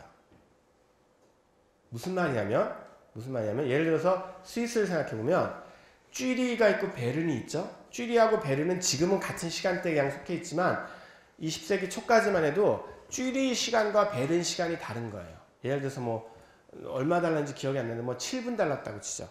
그러면 쥐리히의 12시는 베른의 12시 7분인 거예요. 예를 들어서. 이렇게 시간이 달랐어요. 그러니까 근데 스위스 기차는 옛날부터 굉장히 정확하게 운행하기로 유명했거든요. 그리고 되게 거기에 대해서 자긍심을 가지고 있고 그러니까 기차가 만약에 12시에 출발해서 쥐리히를 출발해서 그러니까 쥐리히 시간은 12시에 출발한 거죠. 그런데 베른 시간으로 1시에 도착하려면 그러면 사실은 어떻게 돼야 돼요? 53분만 달려야 되죠. 만약에 7분 차이가 난다면. 그러니까 그런 식으로 굉장히 정교하게 각 도시들의 시간들을 싱크로나이제이션 시킬 필요가 있어요. 근데 그걸 일일이 사람이 전화 걸어가지고 하면 오차가 생기잖아요. 사람 전화 걸고 받고 지금 몇 시에 12시 아 그렇구나 이거 가지고 안 될 거 아니야. 그래서 그거를 전선을 사용해서 유선 전신을 사용해서 자동으로 싱크로나이제이션 시키는 기계 장치 특허가 무지하게 많이 개발됐어요. 무슨 말이냐면 이런 식이에요. 스위스에서 12시에 전기 신호를 베른으로 보내요. 그럼 전기 신호가 가는데 시간이 걸리니까 뭐 1분 걸린다고 치죠. 사실은 훨씬 빨리 가지만 1분 그러면 12시 1분에 줄일 시간은 12시 1분에 베른에 도착할 거 아니에요? 그럼 베른에서 그걸 보고서 자기 시계를 12시에 맞춰요. 뭐 이런 식으로 그 전기 신호를 주고받으면서 시간을 맞추는 그런 장치들에 대한 특허가 그 당시 어마어마하게 써졌는데 아인슈타인이 정확하게 그 특허를 심사했어요. 여러분이 상대성 이론을 공부해 본 사람이면 알겠지만 이거는 아인슈타인의 1905년 상대성 이론 페이퍼에서 나오는 시계를 가지고 서로 다른 속도로 움직이는 관찰자가 비수를 가지고 신호를 주고받으면서 시계를 맞추는 것과 정확히 똑같은 구조예요. 거기 어떻게 나오냐면 나는 이쪽 방향을 이렇게 움직이고 이쪽 방향을 이렇게 움직이고 있는 두 개의 서로 다른 운동 상태에 있는 관찰자가 서로 상대방한테 빛을 쏜 다음에 그 빛이 반사돼가지고 돌아오는 걸 자기 시계로 재가지고 저 사람 시계가 얼마일 거다라고 싱크로나이제이션 시키는 메커니즘이 나오거든요. 그걸 사용해서 로렌츠 피츠제럴드 컨트랙션 포뮬러를 유도해내요. 그러니까 결국은 아인슈타인의 중요한 아이디어 중에서 상당 부분이 저기서 아이디어를 힌트를 얻었을 가능성이 있는 거죠. 그러니까 핵심은 뭐냐면 혹시 또 오해하지 말아요. 그러니까 아인슈타인이 아무 생각 없이 그냥 지내다가 특허청에서 근무해서 그 특허를 보고 이런 게 있구나 그래가지고 그걸 도용해가지고 상대성 이론을 만들었다. 그건 아니에요. 내가 맨날 얘기하지만 보이는 사람한테 보여요. 그러니까 아인슈타인은 그 특허청에 근무하기 이전에도 시간과 공간, 그 다음에 당시의 물리학 여러 문제들에 대해서 엄청난 고민을 많이 하고 있었고 나름대로 해결책을 가지고 있었는데 그 해결책을 어떻게 포뮬레이션하고 어떻게 그 전진시키는 게 좋을지에 대한 아이디어를 특허청에서 자기가 심사하던 특허를 통해서 얻은 거예요. 그러니까 내가 말하고 싶은 얘기는 뭐냐면 실제로 많은 과학 연구 중에서 정말로 혁신적이고 정말로 창의적인 건 전부 다는 아닐지 몰라도 상당히 많은 부분들은 이런 식으로 여러 개의 리소스를 결합하면서 얻어져요. 이런 사례들은 무수히 많아요. 과학사나 기술사의 사례에서 내가 나중에 마르코니나 이런 얘기, 마트 얘기도 할 텐데 뭐냐면 자기가 풀려는 문제가 있어요. 자기 분야에서. 근데 일반적으로 자기가 풀려는 문제가 너무 어려운 문제여서 다른 사람들이 다 못 풀었다면 그거는 되게 자기 분야의 리소스만 가지고 풀리지 않는 문제이기 때문에 그래요. 그랬을 때 자기가 익숙한 다른 분야의 어떤 개념들이나 어떤 관점이나 아니면 여기서처럼 특허청에서 근무할 때 얻었던 어떤 그런 정보들을 가지고 들어와서 이렇게 한번 생각해보면 어떨까? 그러면 그런 문제가 풀리는 경우가 되게 많아요. 그러니까 무슨 말이냐면 내가 주장하는 건 내가 이제 맨 마지막 시간에 얘기했죠. 융복합 연구라는 게 그냥 A 분야, B 분야 만나서 그냥 무조건 해봐. 그러면 되겠지. 이렇게 가지고는 안 되고요. 그런 융복합 연구가 성공했던 경우는 굉장히 드물어요. 그런 거보다도 내가 풀려는 문제가 있어요. 이 문제를 풀기 위해서는 이게 문제가 너무 어렵기 때문에 다른 분야의 도움이 필요한 거야. 이 분야에서는 어떻게 보고 있는가, 이 개념을. 이런 식으로도 볼 수 있네? 그러면 그걸 그대로 가져와서 워킹하는 경우는 거의 없어요. 어떻게 되면 그걸 변형해야 돼요. 예를 들어서 아인슈타인이 심사했던 기계장치는 유선 통신을 통해서 기계적으로 시계를 조정하는 거였죠. 근데 아인슈타인은 그걸 빛으로 바꿨다고요. 왜? 물리학에서 제일 중요한 건 빛의 속도가 일정하다는 거거든요. 그러니까 그런 식으로 단순히 가져다 쓰는 게 아니라 그 아이디어를 얻고, 근데 아이디어를 얻으려면 평소에 항상 그걸 생각하고 있어야 돼요. 문제를 풀기 위해서. 그러다가 그걸 보면 보여요. 그러니까 똑같은 걸 봐도 다른 사람들이 봤으면 안 보이는 거야. 근데 아인슈타인은 항상 그 문제를 고민하고 있었기 때문에 특허를 보다가 이거 유용하겠는데 그걸 가져다가 물리학의 컨텍스트 내에서 자기가 풀려는 문제에 알맞게 바꾸는 거예요. 그래서 문제를 해결하는 거죠. 근데 그게 일반적으로 혁신이나 창의성이 작동하는 방식이에요. 그러니까 일방적으로 그냥 다른 걸 수입하다가 쓰라는 얘기가 아니라 그것들을 자신의 문제 틀에 맞게 잘 변형해서, 근데 항상 오픈 마인드도 가지고 다른 분야에서 어떤 새로운 혁신적인 아이디어들을 가져다 쓰는데 주저하지 말아야 돼요. 그래서 사실 여러분들이 이것저것 좀 관심 있게 평소에 듣고 보고 배울 필요가 있는 이유가 그것 자체가 무슨 결정적으로 그냥 가져다가 금방 쓸 수 있다는 얘기가 아니고 아인슈타인이 이 특허청 경험에서 얻었던 것처럼 충분한 아이디어를 얻을 수 있다는 거죠. 그런 의미에서 내가 어렸을 때부터 과학만 시키는, 막 다른 거 아무것도 공부 안 하고 그냥 과학만 드립다 시키는 그런 식의 어떤 영재 교육이 정말로 효과적일까에 대해서 의문이 있다는 겁니다.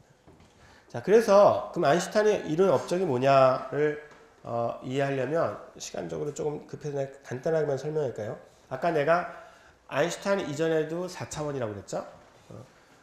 근데 그건 3 플러스 1차원이라고 그랬죠? 그럼 무슨 의미냐면 3차원 공간과 1차원 시간이 서로 독립적인 것으로 이해된 거예요. 그게 사실 우리 상식과도 맞죠? 여러분들이 시간을 마음대로 돌아다닐 수는 없죠. 무슨 소리냐면 여러분 공간은 마음대로 돌아다닐 수 있죠. 마음대로. 사실은 2차원이죠. 앞뒤로. 위로는 조금밖에 못 뛰죠. 비행기 같은 거 사용해야지 좀 위로 많이 올라갈 수 있는 건 중력 때문에 그런 건데, 근데 여러분들이 시간을 통해서는 한 방향으로밖에 못 가죠. 게다가 그 방향도 내가 원하는 속도로 갈 수가 없죠. 그냥 시간이 흘러가는 그 방향으로 그 속도로 갈 수밖에 없잖아요. 여러분이 남들이 1분 동안에 여러분은 3분을 앞에 갈 수가 없잖아요. 그렇죠? 그리고 거꾸로는 못 가죠. 여러분 과거로는 못 간다면. 그러니까 이 시간과 공간은 굉장히 다른 구조로 돼 있어요. 우리가 일상적으로 접하는 시간과 공간은. 그래서 3 플러스 1인 거예요. 그러니까 분명히 4차원이긴 한데 공간의 3차원과 그 다음에 시간의 1차원은 굉장히 다른 구조로 돼 있고, 그래서 뉴턴 역학도 시간과 공간이 다른 방식으로 사용을 하게 되는데, 그런데 아인슈타인은 어떤 생각을 하게 됐냐면 실제로 당시에 물리학이 풀고자 했던 굉장히 중요한 문제가 있는데, 그 문제를 풀기 위해서는 시간과 공간을 동등한 것으로, 동등하다고 했지 같다고는 안 했어요. 왜냐하면 시간에는 I라고 허수 차원이 붙거든요. 그러니까 하여튼 시간과 공간을 원칙적으로는 동등한 것으로 그렇게 취급해야지만 이 문제가 해결된다고 했어요. 아인슈타인이 해결하려 했던 문제가 뭐였냐면 모순이에요. 근데 대부분의 혁신적인 과학 연구는 모순을 해결하는 데서 와요. 안 맞는 거야, 앞뒤가. 아까 뉴턴도 그랬죠. 모순이 생긴단 말이에요. 그러니까 아인슈타인의 경우는 어떤 모순이냐면 갈릴레오 상대성이라고 하는 것과 역학의, 그 다음에 전자기학의 맥스웰 방정식과 모순을 일으켜요. 갈릴레오 상대성이라는 건 뭐냐면 여러분들이 속도는 항상 상대적이죠. 그래가지고 여러분들이 만약에 정지에 있을 때 50km로 달리는 자동차를 보면은 그 자동차는 여러분들 기준으로 50km지만 여러분이 만약에 그 자동차 바로 옆에서 50km 자동차로 정확히 50km로 달리는 자동차를 타고 있다고 쳐봐요. 그러면 어떻겠어요? 옆에 자동차가 어떻게 보일까요? 정지해 있는 것처럼 보이겠죠. 똑같이 50km 달리니까 딱 정지해 있는 것처럼 보일 거라고. 그러니까 거기서 알 수 있듯이 자신의 운동 상태에 따라서 실제로 고전역학적으로 볼 때 다른 물체들의 운동 상태는 상대적으로 보여요. 자신의 운동 상태를 고려해가지고 빼줘야 되죠. 근데 이게 맥스웰 방정식에서 안 통해요. 맥스웰 방정식에서. 복잡한 이유는 너무 수학이 복잡하니까 맥스웰 방정식 이차미분에다 이쪽 오른쪽에 소스텀이 있는데 거기서는 그 갈릴레오 상대성이 통하지 않아요. 그래가지고 어떤 경우에도 빛의 속도가 일정해 보인단 말이에요. 무슨 말이냐면 내가 정지해 있을 때 빛을 보거나 아니면 내가 굉장히 빠른 속도로 움직이면서 빛을 봐도 여전히 빛의 속도가 일정한 것처럼 보인단 말이에요. 그럼 말이 안 되잖아요. 그렇죠? 빛이 뭔데 지는 갈릴레오 상대성을 만족 안 해요. 그러니까 요점은 뭐냐면 역학적으로 모든 물체에 대해서 타당한 것처럼 보이는 갈릴레오 상대성이 빛에 대해서는 성립을 안 하는 거예요. 혹은 빛과 같이 움직이는 전자기파에 대해서 일반적으로 성립을 안 해요. 막스웰 방정식이 작동하는. 이 둘은 어느 것도 포기할 수가 없잖아요. 물리학에서 굉장히 중요한 두 가지 이론인데 이걸 아무도 해결을 못하고 있었어요. 근데 재밌는 건 뭐냐면 사실은 해결을 했어요. 이 공식을 통해서. 이 공식은 아인슈타인의 특수상대성이라는 해서 유명한 공식이죠. 여기서 보면 4차원이 뭔지 알 수 있어요. 여기 보면 이게 프라임자 붙은 거는 뭔가 운동 상태가 다를 때, 그러니까 편의상 프라임이 안 붙은 거는 그 정지한 상태에서의 그 공간과 시간이라고 생각하시고요. 그 다음에 프라임이 붙은 건 내가 일정한 속도로 움직이고 있을 때 공간과 시간이라고 생각을 하면 여기 보면은 일정한 상태로 움직이고 있을 때 시간하고 공간이 그렇지 않을 때 공간과 시간과 같지 않죠. 예. 근데 단순히 같지 않은 게 아니라 여기 보면 새로운 공간 좌표를 결정하는 식의 시간이 등장하죠. 그리고 속도가 등장해요. 그 물체의 속도가. 마찬가지로 새로운 시간 좌표를 결정하는 식의 이 공간이 등장해요. 그리고 속도가 등장해요. 그래서 흔히 여러분들이 왜 특성대성 이론에서 굉장히 빠른 속도로 움직이면 시간이 천천히 가고 그 다음에 이게 뭔가 이렇게 길이가 수축한다. 그런 얘기 많이 듣죠? 그게 여기서 오는 거예요. 여기 마이너스 텀이 있으니까.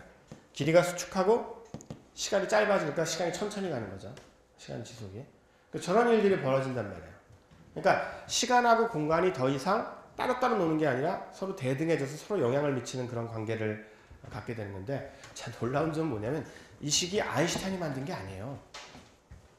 저거의 이름이 로렌츠 피츠제럴드 포뮬러라고 해가지고, 로렌츠하고 피츠제럴드라는 아인슈타인 선배 물리학자가 이미 만들었어요. 저 식을 만들어서 이미 설명을 했어요.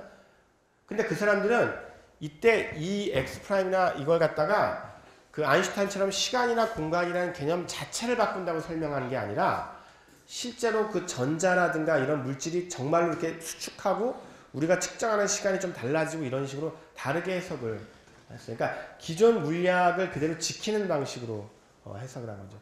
그에 비해서 아인슈타인은 그렇게 해서는 안 된다. 이 문제를 해결하기 위해서는 시간과 공간이라는 근본적인 어떤 그 개념들을 완전히 뒤바꿔야지만 깔끔하게 해결이 된다고 해서 새로운 어떤 해석들을 제시한 거예요. 그러니까 내가 하고 싶은 얘기는 뭐냐면, 여러분들이 흔히 창의성이라고 얘기할 때는 남들이 한 번도 생각 안 한 걸 그냥 완전히 처음부터 완벽한 형태로 만들어내는 걸 생각하는데, 그리고 아인슈타인이 대표적인 케이스처럼 보이죠. 야, 3차원을 4차원으로 바꿨대. 근데 오늘 우리가 본 데서 알 수 있듯이 실제로 아인슈타인이 한 건 물론 위대한 작업이지만 뭐였냐면 이런 거예요. 기존에 로렌츠 피츠제럴드 공식도 나와 있었고, 기존에 이미 4차원에 대한 일정한 정도의 이해도 있었어요. 그런데 그리고 기존에 전자기학도 있고 역학도 있었어요. 그런 여러 가지 것들이 있는데 이것들이 안 맞는 거야. 서로 모순을 일으켜요. 문제가 생겨요. 그럼 이것들을 잘 연구를 해서 이것들 사이의 모순을 해결하려면 어떤 방식으로 기본적이거나 근본적인 원리나 개념을 바꿔야 될까? 세계를 바라보는 방식을 어떻게 바꿔야 될까? 하는 큰 틀 내에서 이걸 재정비한 거죠.